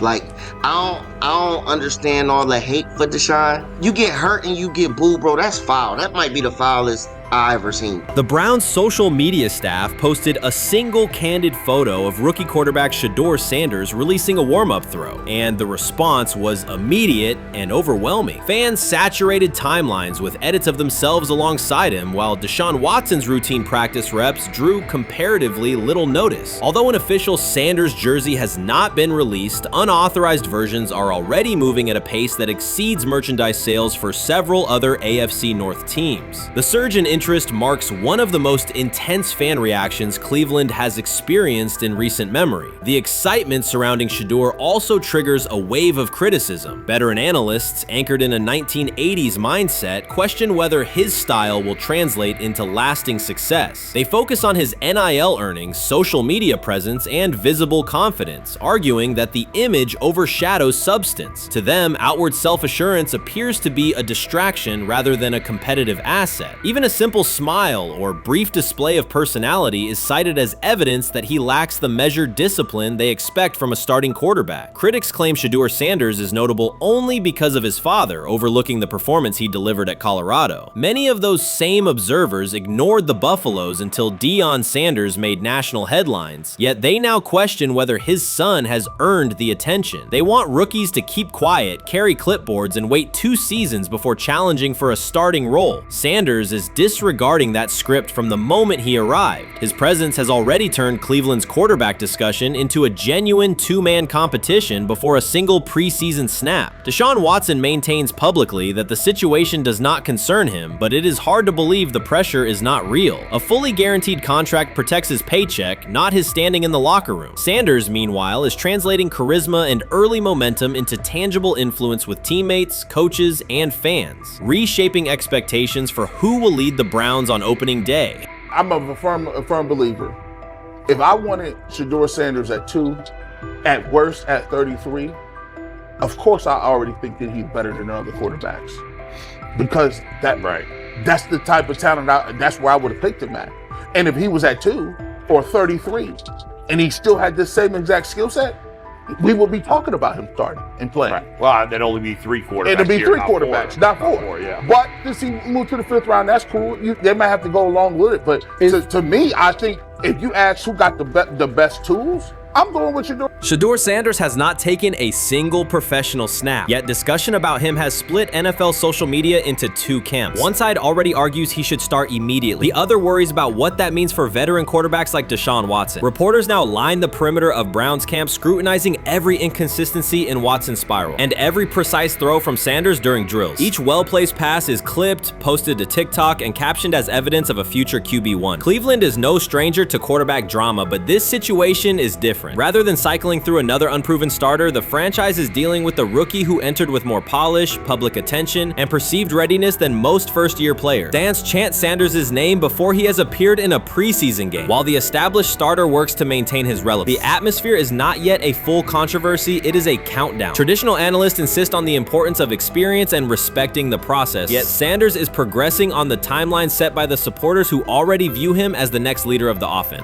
While much of the NFL community attended the ESPYs in Los Angeles, Shedeur Sanders spent the day in Cleveland with families recovering from a residential explosion. He did not seek cameras or a red carpet appearance. He chose to be present in a neighborhood working through loss. Weeks earlier, an explosion at the Rainbow Terrace Apartments in the Garden Valley neighborhood displaced more than 100 residents. Local officials reported that 42 families were left without housing. A father suffered burns over most of his body and remained in a coma. His 2 young children were hospitalized in critical condition. The damage extended beyond structures. Families lost possessions, stability, and routine. Cleveland City Council member Richard A. Starr described the moment as a family fighting for its future. Outside of local reporting, national attention was limited. Sanders decided to go to the site, meet residents, and help organize a day focused on relief and connection. The decision drew questions almost immediately. Some asked why he was not at the ESPYs, others questioned his motives. Sanders did not respond with counter-arguments. He explained simply that he felt an obligation to be present and that he would act on that conviction. This was not a team-scheduled appearance. He promoted the gathering himself, arrived without ceremony, and spent the day with residents. His approach emphasized listening, participation, and time.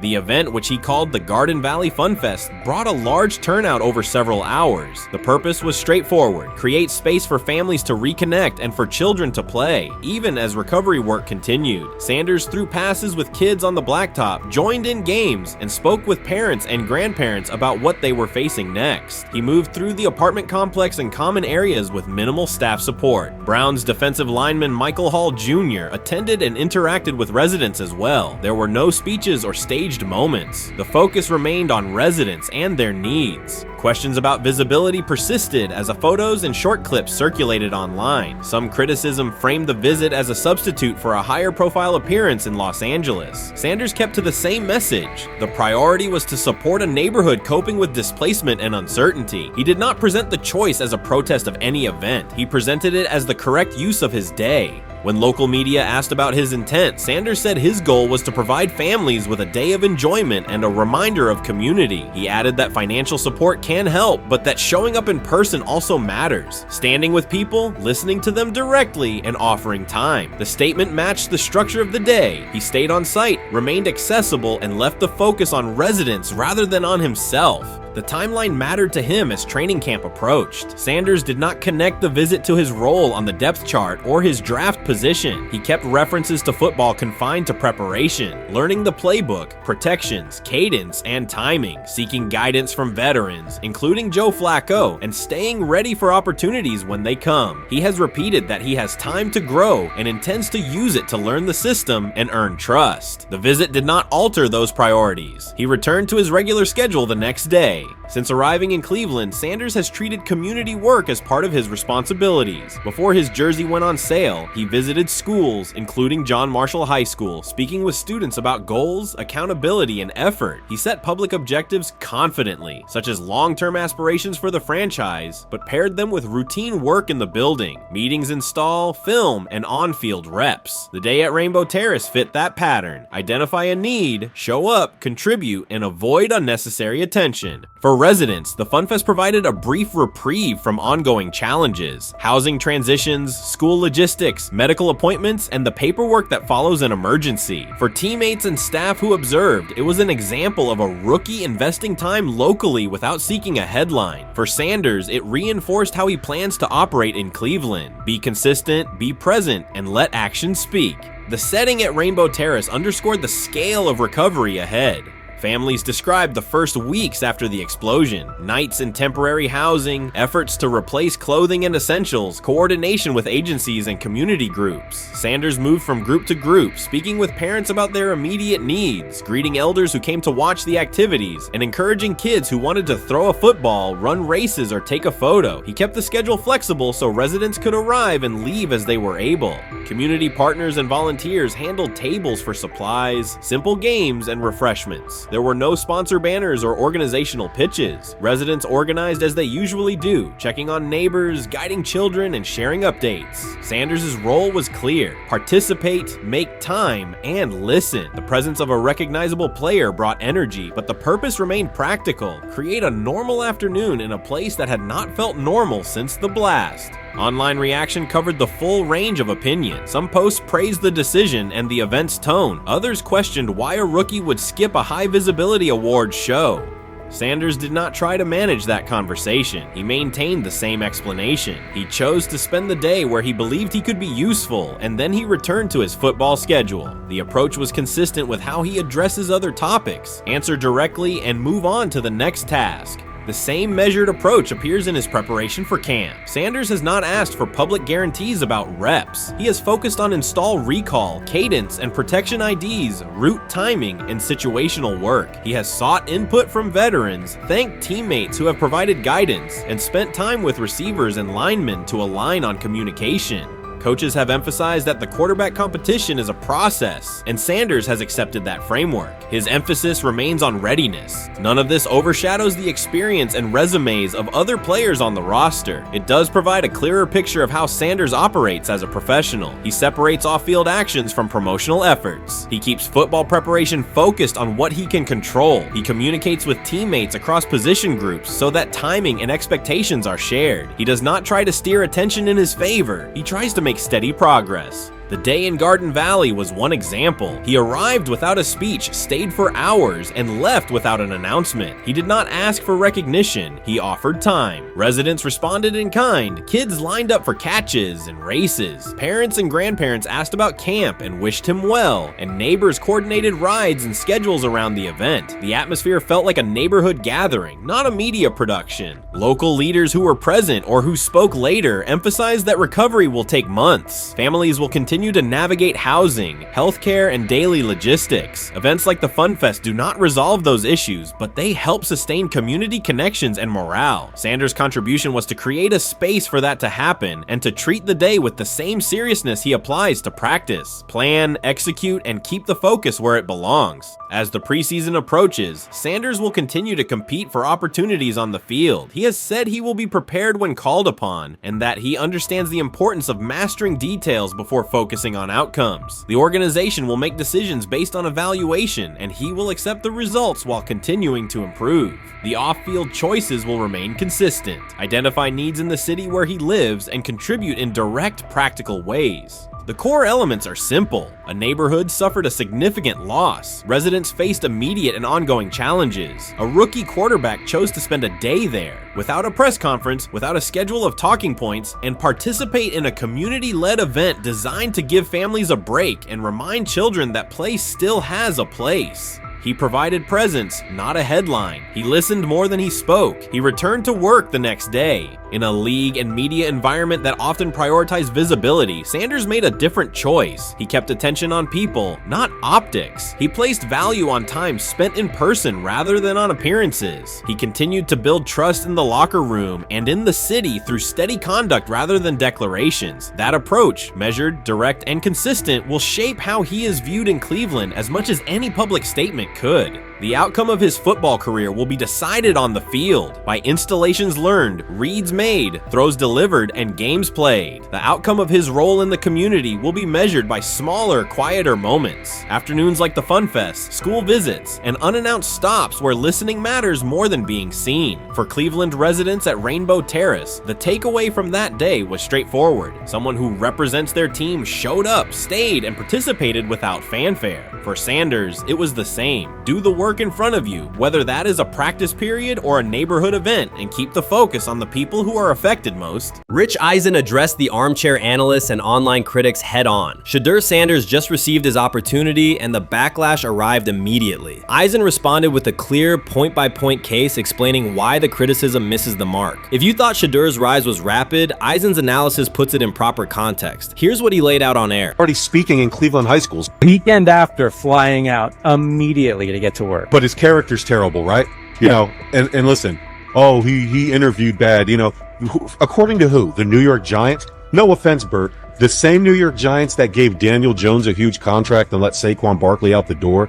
That's the intel we're trusting here? That was for him to celebrate. He just made, I mean, look, he put in work in college. He had the privilege of being coached by his father, which we all would love and choose. Turned around not one, but two programs in college football.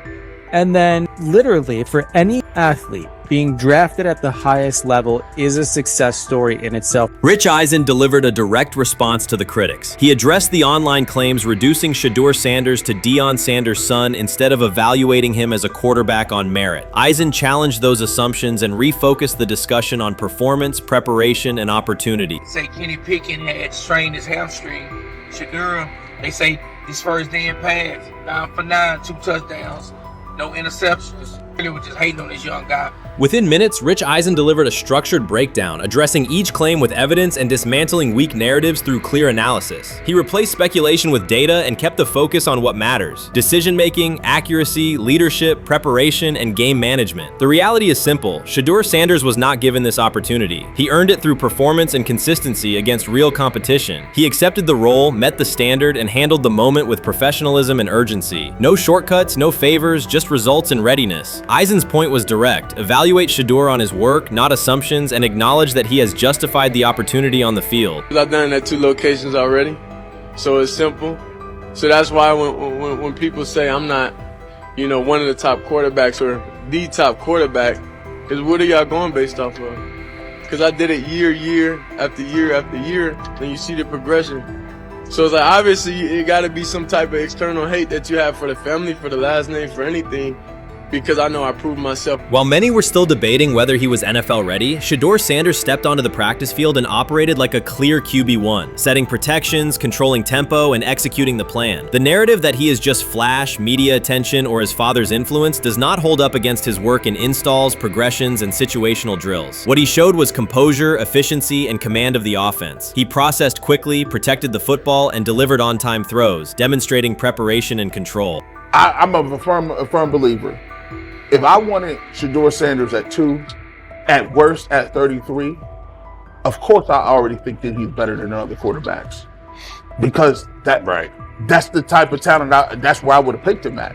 And if he was at 2 or 33, and he still had this same exact skill set, we would be talking about him starting and playing. Right. Well, there'd only be 3 quarterbacks. It'll be 3 quarterbacks, not 4. Not 4, yeah. But since he moved to the 5th round, that's cool. They might have to go along with it. But to me, I think if you ask who got the best tools, I'm going with Shedeur Sanders. From the first day of camp, he was not there to get by. He arrived to lead. There was no hesitation in installs, no lapses in fundamentals, just precise timing, clean footwork, and consistent velocity to every level of the field. He managed protections, controlled cadence, and delivered in situational work, showing command rather than learning on the fly. The approach was efficient and disciplined, with attention to detail and progressions and ball placement that reflected preparation, not improvisation. At the same time, Rich Eisen addressed the narrative directly and backed it with evidence.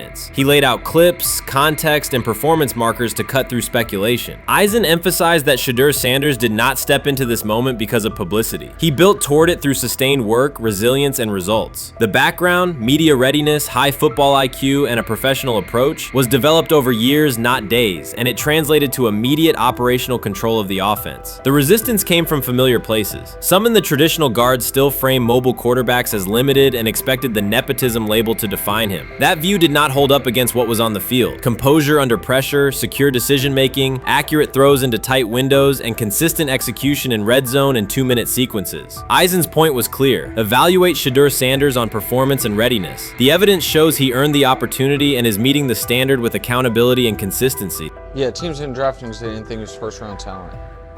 And the quote we played and that's on the screen, I think is flatly wrong. We all know this shouldn't have happened. Yes, it should have. It should have happened because this wasn't. Now, again, teams can be wrong. The league as a whole can be wrong.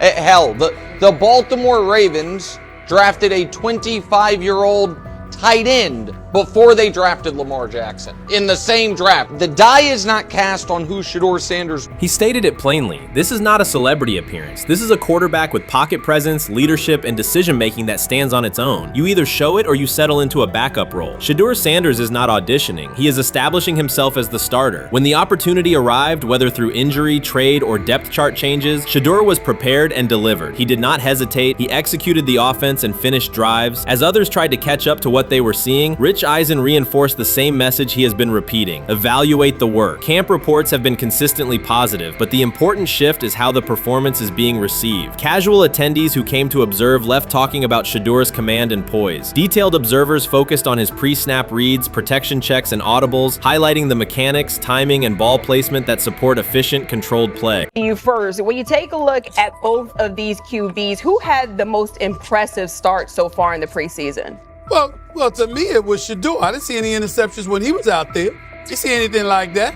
I mean, don't get me wrong. I don't think Dillon Gabriel did a bad job. I was impressed with the brother, but I'm going to go with Shedeur. You know, the pressure was on him. The spotlight was on him. Stephen A. Smith didn't just call out Dillon Gabriel. He held him accountable and made him rethink his comments. The moment Dillon Gabriel spoke and went after Shedeur Sanders, it wasn't a minor slip. He crossed the line and stepped directly into Stephen A. Smith's wheelhouse. And Smith answered with a clear, direct response that left no room for misinterpretation. The comparisons were emanating from the media more so than anybody else. And that's what I think, that's exactly who I think he was directing his comments towards. Having said that, Dillon Gabriel, respectfully, it was stupid. A very dumb comment to make. First of all, let me tell you something right now.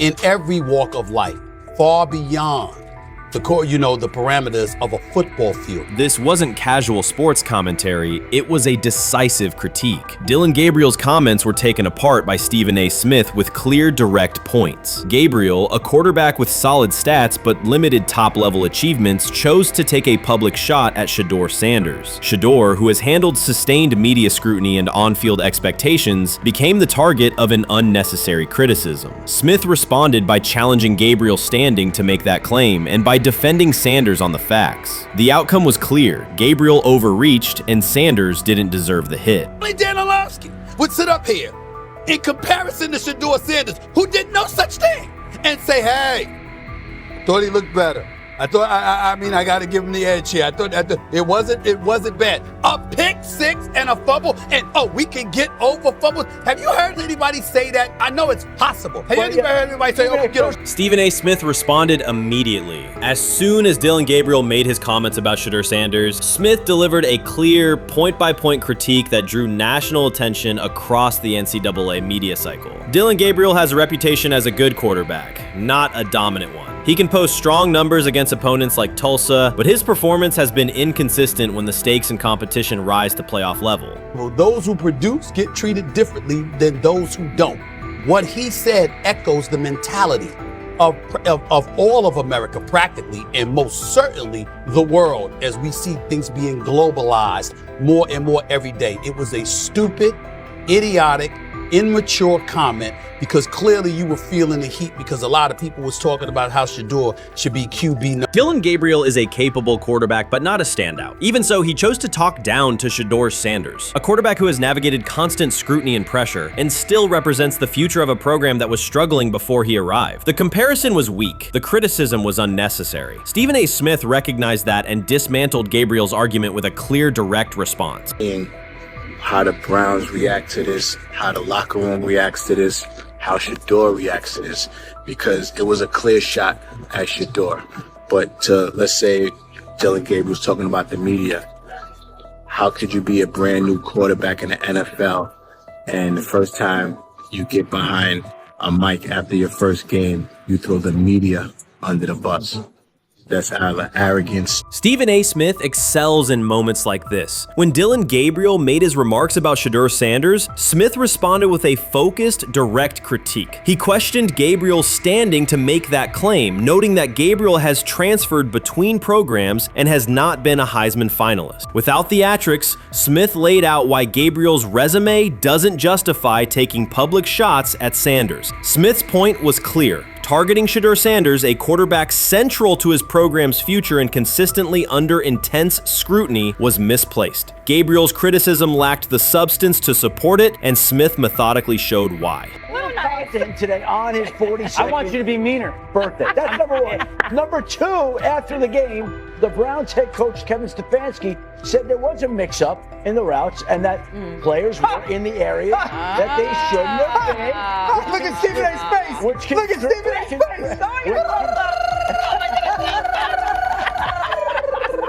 Look at his face. Stephen A. Oh my Lord. The strength of Stephen A. Smith's response was that he didn't just address Gabriel's remarks. He challenged the image around him. Dillon Gabriel often presents himself as an overlooked contender ready to surprise. But the reality is that his profile hasn't commanded broad attention. It's a clear reminder that not every opinion carries equal weight. In defending Shedeur Sanders, Stephen A. was direct and precise. Shedeur isn't just a quarterback. He is Deion Sanders' son, which subjects him to scrutiny far beyond anything Gabriel has faced. Even under that pressure, Shedeur has maintained his composure, shown confidence, and delivered in key moments that helped revive a program many had written off. Stupidity, all of it.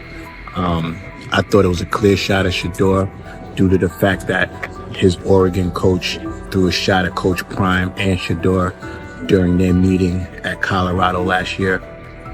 But you know what? The cream rises to the top. Let's see what happens this week. I see a lot of the media talking about they think it was about the media and not about Shedeur. And I think that's a chess move. For Dillon Gabriel to take shots at Shedeur Sanders was a miscalculation. Stephen A. Smith made the mismatch clear. Gabriel's attempt to shame Sanders was unnecessary and counterproductive. You don't target Deion Sanders' son when Deion has turned Colorado into primetime television. It underscored that Dillon Gabriel has often played with a chip on his shoulder because the spotlight hasn't followed him. He has been around long enough to compile numbers but not to earn broad respect. That's why going after Shedeur was misguided. Sanders, despite ups and downs, drives headlines. Gabriel's most notable headlines have been his transfers. Stephen A. Smith pressed that point without hesitation, challenging Gabriel's standing and leaving his argument looking like a forced throw that turns into a pick six. You know what? Still needs to thank me a little bit more for that restaurant I treated him and his family to, because it was big time, and stop embarrassing me by going places and trying to use coupons. That's how pathetic he is. The point is that a pick six and a fumble is usually considered a bad day. Stephen A. Smith didn't need to raise his voice to make the point. He presented Dillon Gabriel as a player whose talk outpaces his resume and defended Shedeur Sanders with clear comparisons. That's why he called Gabriel out so directly. The comparison wasn't just unfair, it was forced. Now look at Gabriel's record. The numbers are solid and he can win against average defenses, but the resume lacks defining markers. There's no sustained Heisman contention, no late season surge that reshaped the national picture, and no postseason moment that cements a legacy. The track record reflects steady production, not top-tier impact. That's the gap Smith underscored. Gabriel's criticism of Shedeur Sanders wasn't supported by what he has accomplished, while Sanders continues to carry a program under constant scrutiny. Let's see some of them step up and make some plays out there. Ain't no way. Gabriel Ain't no way. He's not built like that. No way. And this one is picked off and going back the other way. Oh my God, why did he stop playing? Now it's a foot race. And that is that. They told me bust out my AP, perfect timing. H-shot, we about to get legendary. Shedeur started next game, baby. Shout out Dylan though, you know what I'm saying? Bro, I love you, my heart. What am I bigger than cheese, bro? You know what I'm saying? But Shedeur got it. Shedeur Sanders is a national brand who draws viewers for both performance and result. Dillon Gabriel's attempt to diminish him read as resentment. And Stephen A. Smith called out the insecurity and lack of awareness directly. Colorado under Deion Sanders is prime time, and Shedeur sits at the center of that spotlight. If Gabriel expected the sports world to agree while he took a shot at Shedeur, he misread the moment. Smith dismantled the argument and questioned the credibility behind it. Gabriel will move on. He'll keep playing, give interviews, and have fans, but this exchange will trail his media profile as a reminder of a misstep. It's a clear example of a resume that doesn't justify taking public aim at a quarterback carrying that level of scrutiny and responsibility. For the Cleveland Browns preseason game today is that the way that some white folks watched Shedeur Sanders last week is the way that some black folks were watching Dillon Gabriel today. And it's not Dillon Gabriel for Dillon Gabriel's sake. Most folks don't have a problem with Dillon Gabriel. It's what he represents, which is the disrespect of a black person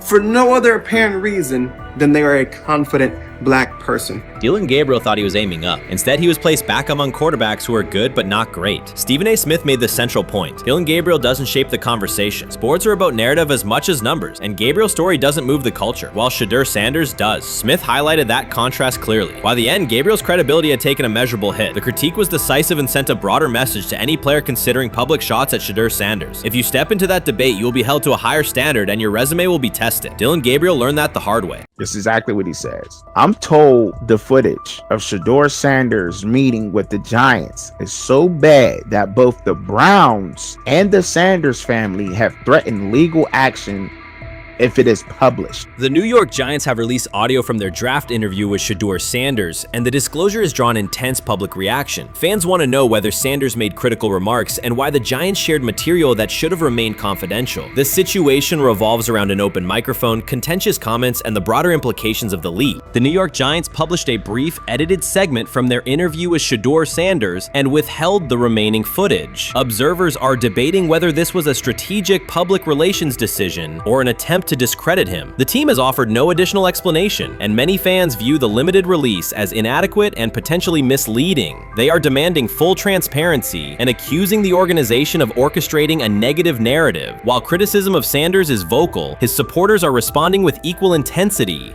There was another team that he sat down with. What do you mean it didn't go well after that? So, he was pissed that they did that to him. They did that to him. He counter confronted the them. same thing they do to every other quarterback prospect. They did that to him. They slide in a mistake to see if you catch it. Right. And so because you're the quarterback. But he didn't take it as a correction. He took it as like he got pissed off. Yeah, and it's like so here's another one. So another one was, he throws a bad interception, and like it was a deep throw early in the game, and he comes back and they go in the meeting, they show the interception. The Giants have released only a brief excerpt of the interview and are refusing to share the rest. Their decision has drawn criticism across TikTok, X, and Facebook, where many see it as a poorly handled public relations move. Fans are calling for the full recording to be published so the situation can be judged in its entirety. The GM is on film that the son, they asked the son last draft, yo, who you think I should pick? His son like, yo, you need to get the Jaden Daniels, big. This is what his son, it's on tape. You should go Jaden Daniels. He laughing at his son. And all right, cool, get Jaden Daniels. I don't even know how that tape got out. I wouldn't have let the get out. Shedeur Sanders appears unfazed by the situation. Although the Giants suggested he was more hype than substance, their handling of the interview has instead elevated his visibility. Analysts across major sports outlets are now discussing him more than before, keeping his name prominent in the news cycle. New York Giants, where these tapes at? You hear me? Because if Shedeur Sanders was so unprofessional, y'all would have leaked the tapes for the whole world could see, right? Cause understand, it's a lot of he say, she say. But one thing I do know, as a young black man growing up in this world, being straightforward and not sugarcoat anything. The Giants' PR team appears to reject Sanders' family connection outright, a decision many view as unprofessional and lacking nuance. Internal discussions seem to have dismissed quarterbacks with prominent relatives as poor fits for the organization, revealing limited awareness of public perception. The response was swift. A single edited clip ignited widespread debate on social media, with fans asking why essential segments were held back and what the team might be hiding. Critics argue that if the full interview contains nothing damaging, the club should release it in its entirety. Online discussion intensified immediately and continues to gain momentum. What they do during the film and the combine and the meetings is teams will install mistakes intentionally planted in the install, and they want you to catch them. Shedeur didn't, and when a coach called him out, once again, it didn't sit well. It's like, bro, there's not many teams needing quarterbacks, especially since Pittsburgh appears to have a deal with Aaron Rodgers and Tennessee's getting Kale Moore. The Giants' decision to withhold the full interview has produced an unintended result. Instead of diminishing interest in Shedeur Sanders, it has intensified it.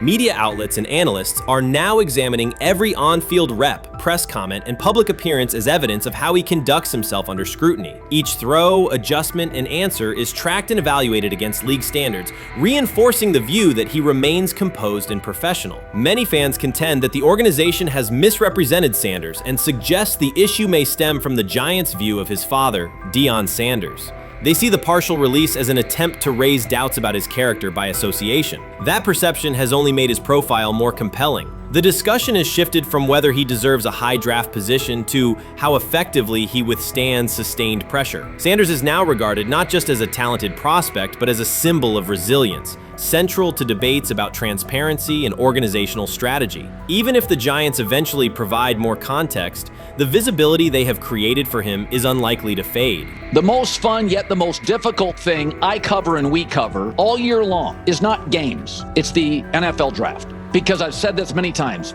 you get lied to for a month to 2 months up to it. And so often during the draft, and every few drafts, there's a guy that really falls, precipitously falls. This year it was Shedeur Sanders, it's been Aaron Rodgers, it's been Dan Marino. Every few years somebody falls a lot. And so, but those stories don't come out until like the fall. Criticism of Shedeur Sanders from within the Giants organization has become increasingly public. Team communications appear focused on casting him as an overhyped prospect, whose character should be questioned. question, a narrative that seems aimed at shaping opinion rather than assessing performance. Yet each selective release or negative remark has instead amplified attention on Sanders and elevated his reputation. Efforts to confine him to a narrow, unfavorable image continue to produce the opposite effect, reinforcing his position as an underdog who endures external pressure. The debate has shifted from football analysis to broader concerns about narrative control and transparency. Fans, reporters, and online communities are still urging the Giants to publish the full interview, arguing that only complete context can resolve speculation. The organization's refusal to comply has intensified scrutiny and led many observers to conclude that the team underestimated public reaction and now faces questions it could have avoided with full disclosure. The tapes, the New York Giants have the tape. They definitely have the tape. It's confirmation that they had the tape. Shedeur didn't do nothing. It's what they saying he did. I'm gonna tell you what these mixed reaction right here. So we already know about the New York Giants, but the Pittsburgh Steelers head coach Mike Tomlin reported admired Sanders' talent but hesitated to draft him due to previous challenges with quarterbacks like Russell Wilson and Justin Fields, leading to more cautious approach. Las Vegas Raiders. Sanders met with Raiders at the NFL scouting combine and expressed enthusiasm about potentially joining the team. His familiarity with the West Coast offense and quick release was noted positive, though concerns about his ceiling. Hours after the Giants posted that short audio clip, the timeline never slowed. Comment threads filled with frame-by-frame breakdowns, lip-read attempts, and side-by-side comparisons of what was said versus what was left out. Reporters called league contacts. No one could explain why a franchise would stir this level of curiosity only to seal the vault. Each refusal sharpened focus on Shedeur Sanders, turning routine throws into national talking points. Analysts kept circling back to the same note. His cadence at the line looks unchanged, steady against the noise. Hashtags demanding the full interview, trend drop, and trend again. Podcast hosts bump scheduled segments to lead with the leak. Rival teams get asked how they would handle a similar situation, then quietly check their own archives. Inside Giants headquarters, the plan to shape the story looks less like strategy and more like a slow burn spotlight they can't switch off. And now every preseason snap, every media availability, every stray sideline camera angle gets fed into a loop that asks, what are they still hiding? The file remains locked. Curiosity keeps compounding. Until someone presses upload or steps to a podium and explains the redactions, the subject drifts away from depth charts and play design, fixing instead on secrecy, control, and the risk of underestimating how fast attention turns pressure into permanence. Momentum isn't fading, it keeps recalibrating, louder, impossible to mute. You made an interesting point. So I tend to have the drip, drip, drip. This was my Johnny Manziel theory, is that everybody makes mistakes, especially when you're young. But if I see 2, 3, 4, 5, then you've got a plumbing issue. It's not just you didn't close the faucet. So there's about 6 pieces of video in college where Shedeur was a little bit of a brat, whatever. Then there's the legendary cringy draft room. Didn't love that as a B prospect. Then there's back-to-back speeding tickets, both over 90, and a missed arraignment. The NFL is navigating unexpected headlines after a former Browns coach publicly defended Shedeur Sanders in response to reports of multiple speeding tickets. The coach's statement has sparked extensive online debate. Supporters welcome the show of loyalty, while critics question the motive. Sanders now finds himself at the center of an unforeseen controversy, and observers want to know why a Cleveland coach is standing so firmly in his corner. The story is developing rapidly and continues to draw intense attention. When it came out that he got a speeding ticket, I said it's not really that big a deal. I feel very differently about it now. Over 40 miles an hour over the speed limit, less than 2 weeks after you just got a ticket. I don't know if that's entitlement or immaturity. There's got to be some teams that are feeling very good right now that they didn't draft him. Observers are focusing on Shedeur Sanders' recent speeding ticket, treating the violation as a measure of his character and sidelining his athletic, academic, and philanthropic accomplishments. The incident, driving 15 miles per hour over the limit in a borrowed Lamborghini, has drawn sharp criticism. In response, a former Cleveland Browns coach has taken the opportunity to comment, even though the franchise is widely viewed as unstable due to its frequent coaching changes and limited on-field success. By defending Sanders, he presents himself as an authority on discipline and leadership. The statement, coming from an organization seldom praised for stability, has nonetheless attracted considerable attention across the league. You want to defend him a little bit. I thought this was an interesting take. Yeah, I thought it was really interesting that you said you were out because of the speeding tickets. To me, that's such a minor thing. You were so high on him in terms of his completion percentage in OTAs, and I thought that was a little aggressive on your part. But with the speeding tickets, I got a speeding ticket the first night of the draft, my first year there. I thought maybe I'd get the benefit of the doubt, but they gave it to me anyways.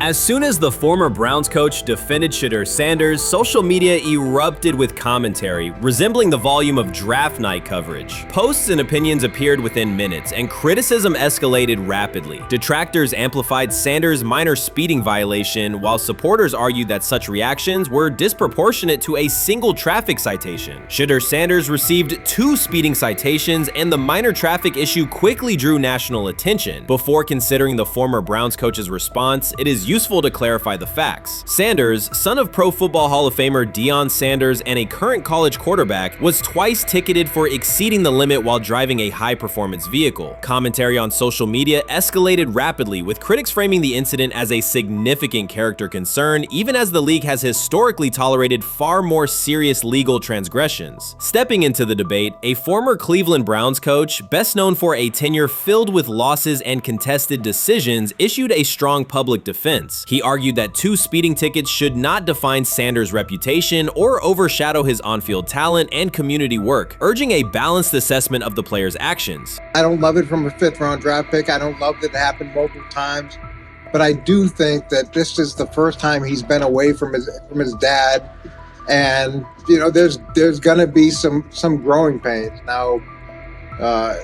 Would I sell my stock on it like you are? Not because of a couple speeding tickets, especially in light of the problems that Brown's quarterback room has had to deal with legally in the last few years. I mean, this is nothing. The debate quickly shifted from 2 speeding citations to broader claims about integrity, growth, and leadership. The former Browns coach framed the infractions as moments for personal development and urged observers to view them in context. Critics responded forcefully. Some called for disciplinary action, others questioned Deion Sanders' parenting, and a few sought to discredit the coach himself, despite his professional record already being widely analyzed across the league. The reaction underscores an apparent inconsistency in public standards. Fans often overlook on-field confrontations, heated sideline arguments, and other significant controversies, yet they treated Sanders' as routine traffic offenses, speeding without evidence of reckless endangerment, as indicators of serious character flaws. If such minor violations were adopted as the primary measure of morality in professional football, many players would face similar criticism.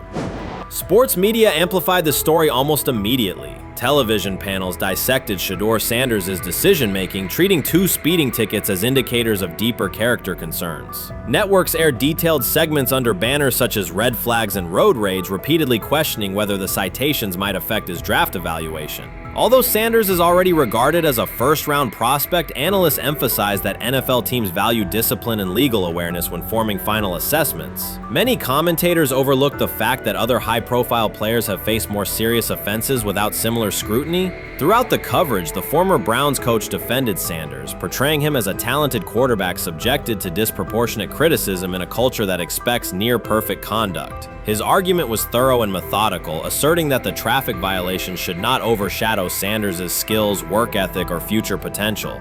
Commentators point out that the coach's intervention was not entirely selfless. He recognized the publicity potential. One day he was an overlooked figure from a struggling Browns era, the next he was a trending name across sports media. The discussion quickly expanded beyond Sanders' speeding citations to questions of image management and narrative control. Critics demanded disciplinary measures, public apologies, team sanctions, and formal statements, yet their objections seemed directed less at the traffic infractions themselves and more at Sanders' high profile, confidence, and resistance to traditional expectations. In practical terms, Sanders' brand remains intact. The coach secures renewed relevance, and the episode supplies another headline in the ongoing story of modern football. The next time Sanders is seen in a high-performance car, the debate will likely reignite, focused not on speed limits, but on the broader culture of the league. Meanwhile, new voices continue to join the conversation. Broadcaster Colin Cowherd has already weighed in, offering his own reassessment of the incident and its broader implications. Breaking news, Shedeur Sanders last night was pulled over going 100 miles per hour. All right, he clocked 101, 41 miles an hour over the speed limit in Cleveland. he will have the opportunity to fight the ticket in court. Now, I'm not exactly sure where he was pulled over, whether or not that it was in Ohio or whether or not that it was in his home state. But typically when you're going 40 over, that's flirting with the line of reckless driving. Folks, I gotta tell ya, I don't understand what it is with these young men driving at absurd speed. Colin Cowherd's view of Shedeur Sanders shifted abruptly. Days after praising the quarterback's poise and skill, he appeared on air to declare that Sanders is overhyped, unfocused, and distracted by celebrity. The reversal was immediate, without any gradual reconsideration. Cowherd now frames Sanders' 2 speeding tickets as evidence of poor judgment, even though he has defended other quarterbacks facing far more serious off-field issues. The sudden, wholesale withdrawal of support leaves viewers questioning the consistency of Cowherd's criteria, and illustrates how quickly media narratives can change when minor incidents receive outsized attention. This is Okay. Okay. How much of this is, I mean, Jimmy Haslam has his hands all over Manziel, has his hands all over Deshaun Watson, admitted it, man enough to admit it. I saw the reaction in the draft room when they took Shedeur Sanders. Pretty obvious it wasn't the coach and the GM's pick. How much is this team has 8 last place finishes in 13 years owning it. How much of this is we don't have a very good owner here like Washington, D.C. and the Commanders? Yeah, I didn't love the owner stepping in and saying, hey, you got to take this guy in the 5th round. And I doubt they'll ever admit to it. While Colin Cowherd urged teams to move on from Shedeur Sanders, former Browns coach Eric Mangini offered a more measured response. Mangini, whose tenure in Cleveland was marked by mixed results, used his platform to provide context rather than condemnation. Instead of sensationalizing the speeding violations, he encouraged viewers to consider Sanders' circumstances. A 21-year-old quarterback whose life is scrutinized both on and off the field. Mangini acknowledged that the tickets were mistakes, but emphasized that they do not by themselves define Sanders' character or future. He noted the extraordinary attention athletes received today, combining the responsibilities of quarterback, public figure, and social media presence. Under such pressure, missteps are magnified, and criticism multiplies quickly. Mangini concluded that any evaluation of Sanders should weigh the totality of his behavior, performance, and growth, rather than isolate 2 traffic citations as decisive evidence of poor judgment.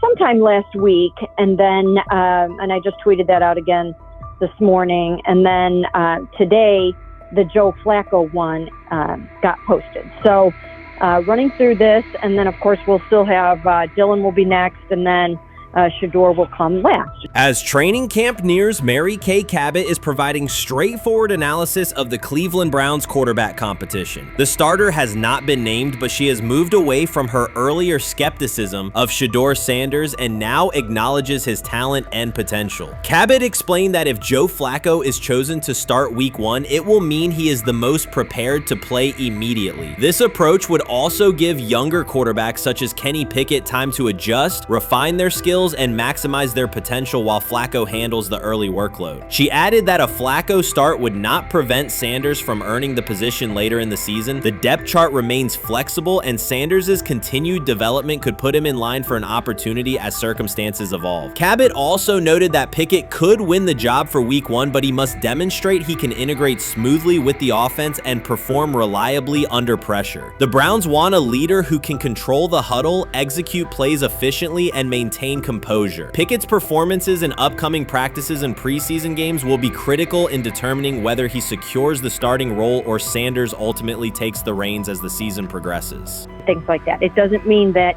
that Kenny can't swoop in there and steal that job by them, but he's really going to have to show that he has a complete mastery of this scheme and this system, and that they don't have to dial it back a lot to put him in there. So these will be some considerations, and I do think that that as the preseason goes along, it will become evident.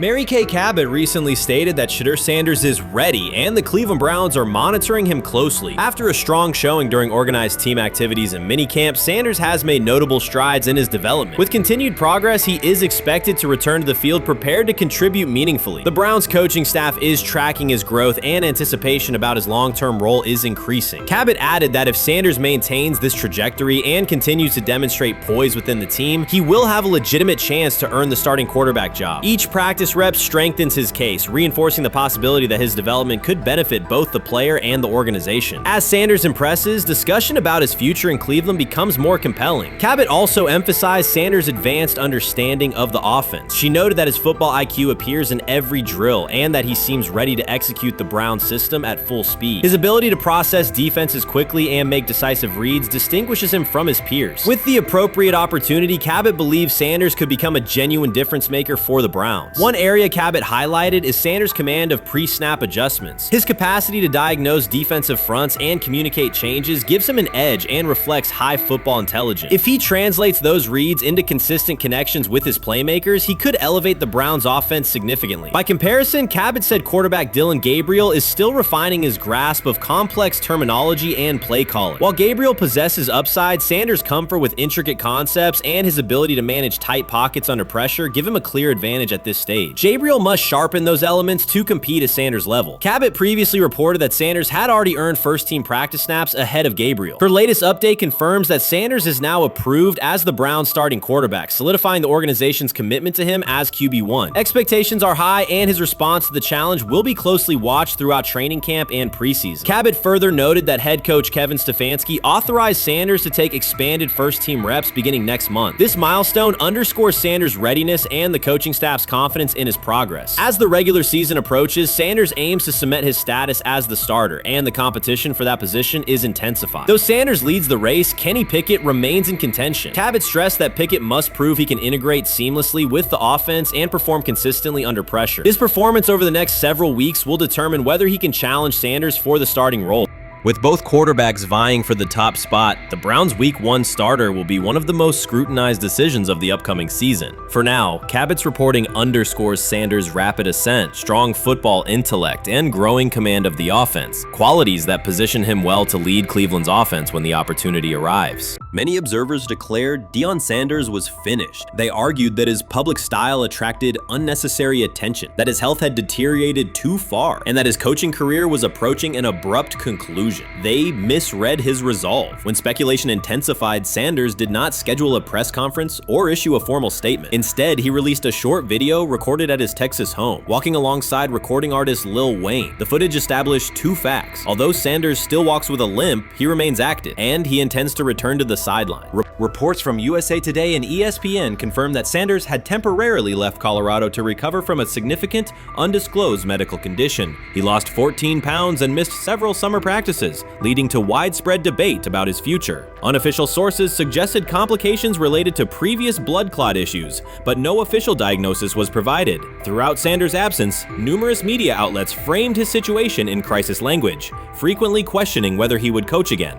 By comparison, when coaches such as Lincoln Riley paused their duties for health or family reasons, coverage emphasized understanding and patience, an imbalance that reflects a common difference in how high-profile black coaches are treated. Sanders' silence was not a retreat, it was a period of recovery. During rehabilitation, he relied on family, faith, and trusted colleagues, yet stayed connected to his program through brief online updates. The video with Lil Wayne demonstrated that he retained strong support from influential friends, countering narratives that portrayed him as isolated or on the verge of retirement. The visual evidence showed that his setback is temporary, and that he remains determined to lead Colorado into the forthcoming season. Since accepting the Colorado position, Sanders has dramatically elevated the program's national standing. He first drew national attention to Jackson State and the broader HBCU football landscape, then moved to Boulder and transformed a one-win team into a central storyline in college athletics. His approach, combining hip-hop culture, direct communication, and open expressions of faith, has challenged conventional expectations for head coach behavior. Each step forward has been met with heightened scrutiny. His time at Jackson State was labeled a publicity stunt, his departure for Colorado was framed as abandoning HBCU culture, and his social media presence has been cast as distraction from traditional coaching responsibility. Critics often magnify Sanders' missteps and question his motives, while comparable actions by other coaches receive neutral or sympathetic coverage. Showings of enthusiasm from Brett Favre and disciplinary intensity from Nick Saban are celebrated as competitive passion, yet Sanders' displays of confidence are frequently labeled arrogance. The discrepancy illustrates deeper biases rather than differences in performance. Sanders' success challenges entrenched expectations of how a college football leader should look, speak, and act. especially a black coach who refuses to downplay his identity.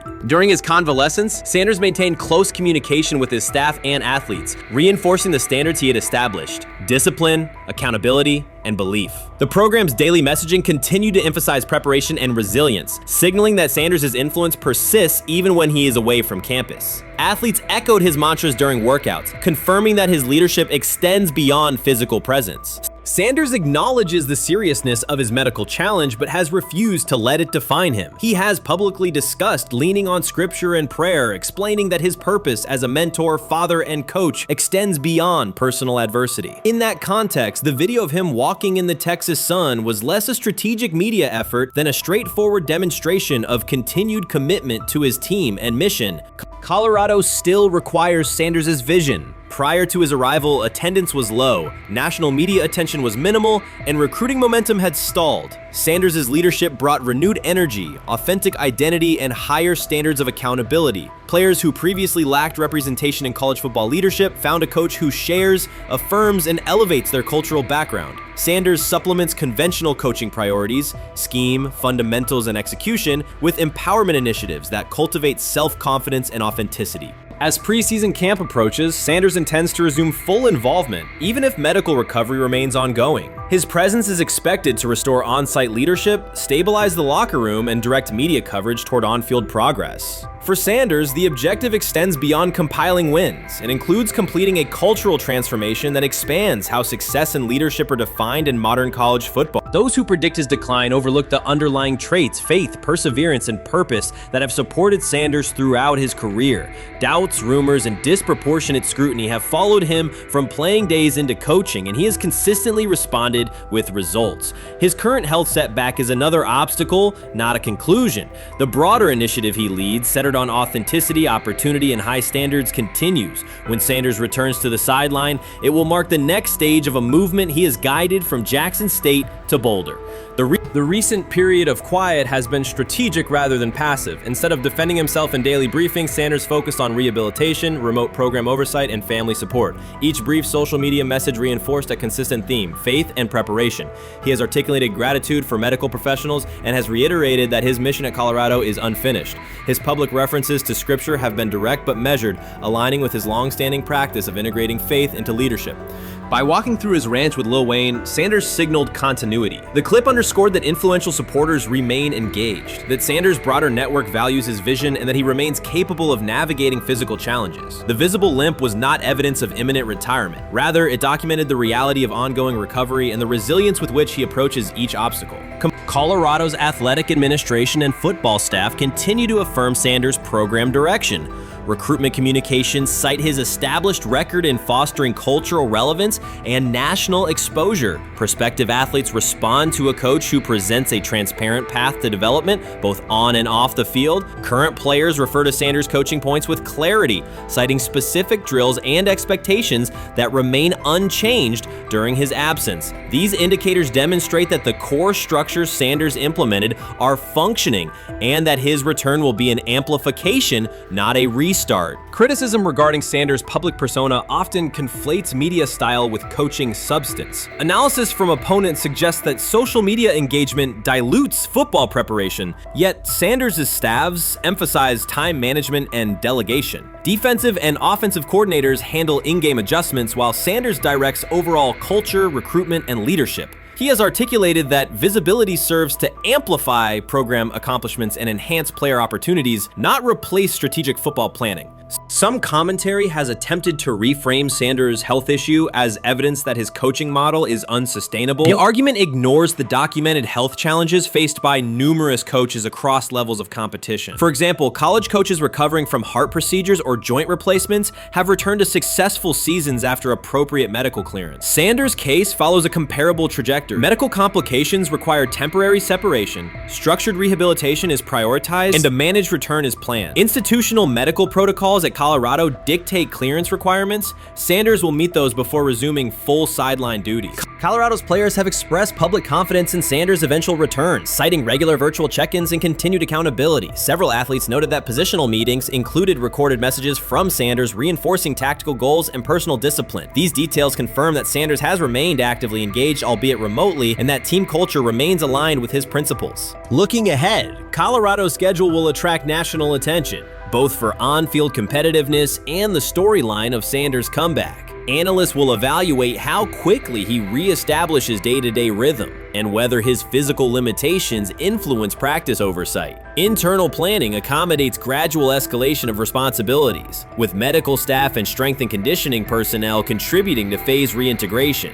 The broader significance of Sanders' return extends beyond Colorado. His visibility continues to challenge prevailing narratives about leadership styles and pathways in college athletics. By prioritizing authenticity, open articulation of faith, and cultural expression, Sanders offers a contrasting template to more conventional models. His eventual recovery and sideline presence will reinforce the argument that diverse leadership profiles can succeed in elite collegiate competition. In summary, rumors of Deion Sanders' coaching demise were premature. Verified reports confirm a substantial but temporary medical setback. He used the time away to focus on health, sustain program engagement, and rely on a support system anchored in family, friends, and faith. His recent public appearance demonstrated active recovery and reaffirmed his intention to resume leadership in Boulder. The forthcoming season will test Colorado on the field, but it will also underscore the durability of Sanders' vision, one that combines competitive ambition with cultural resonance. Observers who continue to question his longevity overlook the resilience and purpose that have defined his career. Sanders' return is imminent, and the movement he leads remains intact. Urban Meyer's roster history underscores the absurdity.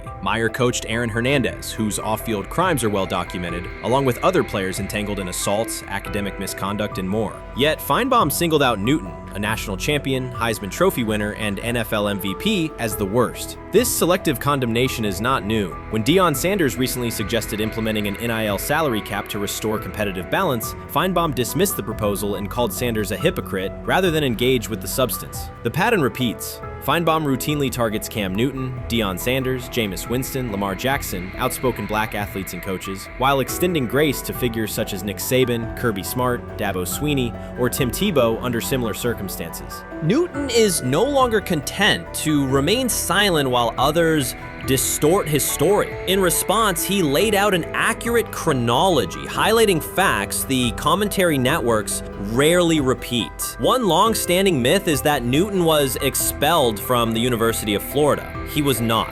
Tim Tebow held the starting job unchallenged, and Meyer had no intention of displacing his star. Like thousands of athletes each year, Newton transferred to find a place where he could play. The move was strategic, not disciplinary. He is with 3-2-2-5-3-17 to transfer to Ann Moorbeck. Meyer was. Critics habitually resurrect the 2008 laptop incident to tarnish Newton's entire career. Newton has acknowledged the mistake, but its relevance is overstated. The incident did not prompt his transfer, nor did it derail his trajectory. After leaving Florida, Newton enrolled at Blinn College, a Texas JUCO powerhouse, and led the Buccaneers to a national championship while posting dominant statistics. That performance earned him the opportunity to transfer to Auburn. At Auburn, Newton produced one of the most extraordinary single seasons in collegiate history. More than 4,000 yards of total offense, 50 combined touchdowns, an SEC title, a national championship, and the Heisman Trophy. Achievement compressed into a single year under intense scrutiny. Even that landmark season is recast by Feinbaum as a cautionary tale.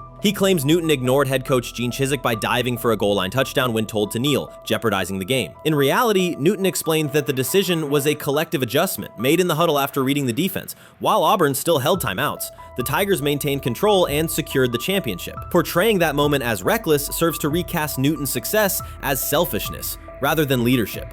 Feinbaum's approach to Sanders reflects the same dynamic. When Sanders urged a structured NIL ceiling to protect athletes and stabilize rosters, Feinbaum immediately labeled him hypocritical. Yet when Saban or Swinney voice identical concerns, Feinbaum frames them as thoughtful guardians of the sport. The inconsistency reveals that the determining factor is not the argument but the identity of the speaker. Unapologetic black leaders who control their narratives, challenge entrenched hierarchies, and Feinbaum's commentary often functions as a check on that influence. fans. Newton countered Feinbaum's latest attack with a concise statement. "You're lying, Paul. Please stop." Behind those words lay a broader indictment of the media machinery that weaponizes half-truths. By calling Newton the worst player Meyer coached, Feinbaum was seeding doubt among fans, front office evaluators, and future historians. Newton, now an established media presence and entrepreneur, no longer depends on traditional outlets to correct the record. He reminded audiences of 3 essential truths. He departed Florida on his own terms, he led Auburn with support from coaches and teammates, and he captured every major accolade available in college and professional football without conforming to prescribed expectations. An unspoken rule lingers in American sports discourse. Black athletes may excel, but must do so quietly, gratefully, and without highlighting systemic inequities. Newton broke that expectation early by celebrating with unreserved joy, answering questions candidly, and refusing to minimize his personality. For some commentators, that confidence is reinterpreted as arrogance. Feinbaum's repeated attempts to undermine Newton follow a familiar script of policing behavior rather than analyzing performance. Yet, legacy rests not in a pundit soundbite, but in tangible achievements and public memory. Newton's resume, Heisman winner, national champion, NFL MVP, speaks for itself. Millions of fans witnessed his impact on Saturdays and Sundays. Countless young quarterbacks saw someone who looks like them redefine the position's possibilities. The same is true for Sanders, whose player-first coaching philosophy and media savvy continue to influence college football's direction. Feinbaum's commentary cannot erase these realities. Newton, Sanders, Winston, Jackson, and others have already secured their places in football history. By publicly confronting misinformation, Newton set a precedent for athletes who now possess the platforms and technology to present their stories unfiltered. The microphone no longer belongs exclusively to legacy broadcasters. Newton holds it now, and he intends to keep it. A decisive shift that reduces the gatekeeper's influence and ensures that accomplishments are judged on merit rather than narrative manipulation. Shedeur Sanders doesn't ask for excuses. He hasn't blamed limited reps, patched together receiver groups, or fourth-string offensive linemen struggling against Cleveland's second-team defense. He shows up, works, and demonstrates why he belongs. On day 3 of Brown's training camp, for the first time since OTAs, he finally received something close to a fair opportunity. He lined up with the second unit during an 11-on-11 period and made the most of it. In 8 plays, he did what he typically does when given a chance. He executed. He went 2 for 2 on a quick series, finishing with a decisive throw to tight end Blake Whiteheart that immediately caught the sideline's attention. There was no hesitation in his drop, no unsettled feet, and no panic. Just firm, accurate timing and clean operation. It raised an obvious question. What has taken so long for the Browns to evaluate him with a functional group? The story isn't only about one throw, it's about the delay before it. Sanders has been the guy for most of his football life, commanding high school programs, starring in the Southwestern Athletic Conference at Jackson State, then operating under national attention at Colorado. For the first time, he's been told to wait. He has treated that reality as part of the job rather than a setback. He has prepared like a professional since the moment he arrived, and on the 3rd day of camp in heavy heat, he let the football represent his case. While coverage focused on the veteran presence of Kenny Pickett and Joe Flacco, Sanders made an impression with minimal volume. The difference with the second team was immediate. Protection held up, routes were on schedule, and progressions unfolded as designed. Within that structure, he looked like the quarterback who led efficient offenses at Jackson State and Colorado. Calm in the pocket, decisive in his reads, and accurate to tight windows. This was not simply a good practice period, it was a clear statement. He was not just operating the script, he was directing it. The timing was sharp, the reads were clean, and the seam throw to Whiteheart was a high-level anticipation throw, professional in placement and pace. The narrative around Sanders should reflect that when he is placed in a workable situation, his strengths are visible. Early work with 4th unit personnel included protection issues and unreliable spacing. With the 2nd unit, those variables stabilized and his work looked consistent with his resume. The performance supported a straightforward conclusion. The evaluation should move forward with higher quality reps. Sanders has been explicit about his approach. He does not request special treatment. He intends to be prepared so that when an opportunity appears, he can step in without a drop-off. He has said he wants to be ready for anything and not offer explanations after the fact. That mindset fits what teammates and coaches have observed. A quarterback focused on the assignment, not the conversation around it. The conditions were demanding: relentless sun, heavy humidity, and a practice tempo that stressed decision-making. Many players fatigued as the session wore on. Sanders did not show signs of rushing reads or forcing the ball. He managed the pocket, reset his base when necessary, and continued to deliver on time. The path he has taken, HBCU starter in the SWAC, then Power 5 starter under constant attention, has prepared him for compressed evaluation windows. He has been under scrutiny for years. The heat did not change his process. He moved defenders with his eyes, anticipated breaks, and stepped into throws with balance. The crowd was not chanting his name, and there were no ovations. That was irrelevant to the task. He is focused on the locker room and the staff, and he is building credibility the same way he did at previous stops, by being reliable when the ball is snapped. Quarterbacks coach Bill Musgrave has emphasized ignoring external noise and keeping attention on install, footwork, and timing. Sanders is familiar with the dynamic. He has been followed by cameras and commentary since his early teens. He has experience living with attention and still adhering to routine. Under heat, with a narrow set of snaps and multiple decision points, he stayed composed and effective. 2 speeding citations, 91 miles per hour in Brunswick and 101 miles per hour in Strongsville, became national items. General Manager Andrew Berry characterized the decisions as not smart and stressed that it's not only about driving fast, but about the safety of others. Sanders accepted responsibility, stated that he learned from the incidents, and said he would follow the rules. The attention to those citations did not alter his daily schedule or his practice preparation. He arrived early, stayed engaged, and kept the discussion centered on work.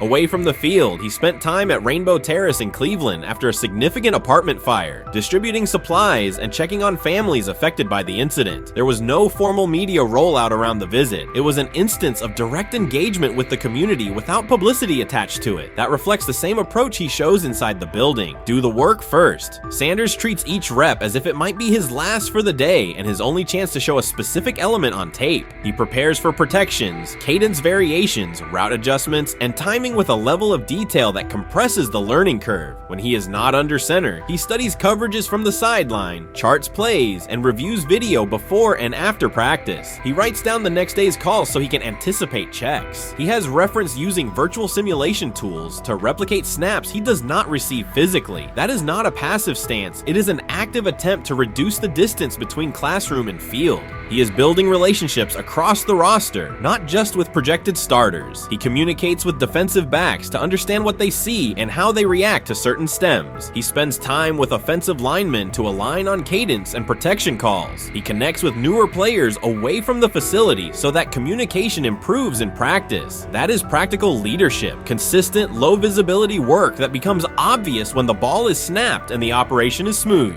3 days into camp, a central question remains. Why hasn't he taken a first-team rep? Flacco has seen work. Pickett has seen work. Dillon Gabriel has been cycled in. Sanders has remained behind all 3 on the depth chart while producing efficient periods when provided stable support. Head coach Kevin Stefanski has not publicly detailed the plan for distributing first-team snaps among the quarterbacks. When asked, Sanders answered that it is not his place to comment on rotation decisions. That response aligns with his day-to-day conduct, respectful, professional, and centered on the next assignment. The staff is managing a room with a Super Bowl MVP, a former first-round pick, multiple rookies, and a new set of combinations on the offensive line. That creates a set of decisions about exposure, pacing, and evaluation windows. Within that context, Sanders has presented a clear case for additional evaluation. He has shown he can execute the offense as designed when the variables are standard. Musgrave has a long-standing connection with the Sanders family through his time as a teammate of Deion Sanders in San Francisco. That familiarity supports direct communication. It does not guarantee anything about the depth chart, but it does help streamline teaching, feedback, and expectation setting. Inside the defensive back room, veterans such as Denzel Ward have provided perspective on timing, leverage, and eye discipline that Sanders has incorporated into his preparation. He is operating without the immediate family structure that defined his college environment. Away from his brother Shiloh and his father Dayon, he is managing his own housing, nutrition, recovery schedule, and all the smaller tasks that accompany an NFL routine. Those adjustments matter because they influence consistency across a long camp. He has treated those responsibilities as part of the job rather than distractions, which is reflected in a steady daily approach. What he showed on day 3 with the second unit was not a surprise to those who have tracked his prior work. It was a continuation of a profile: efficient sequencing, clear timing, and consistent ball placement when protections and routes hold up.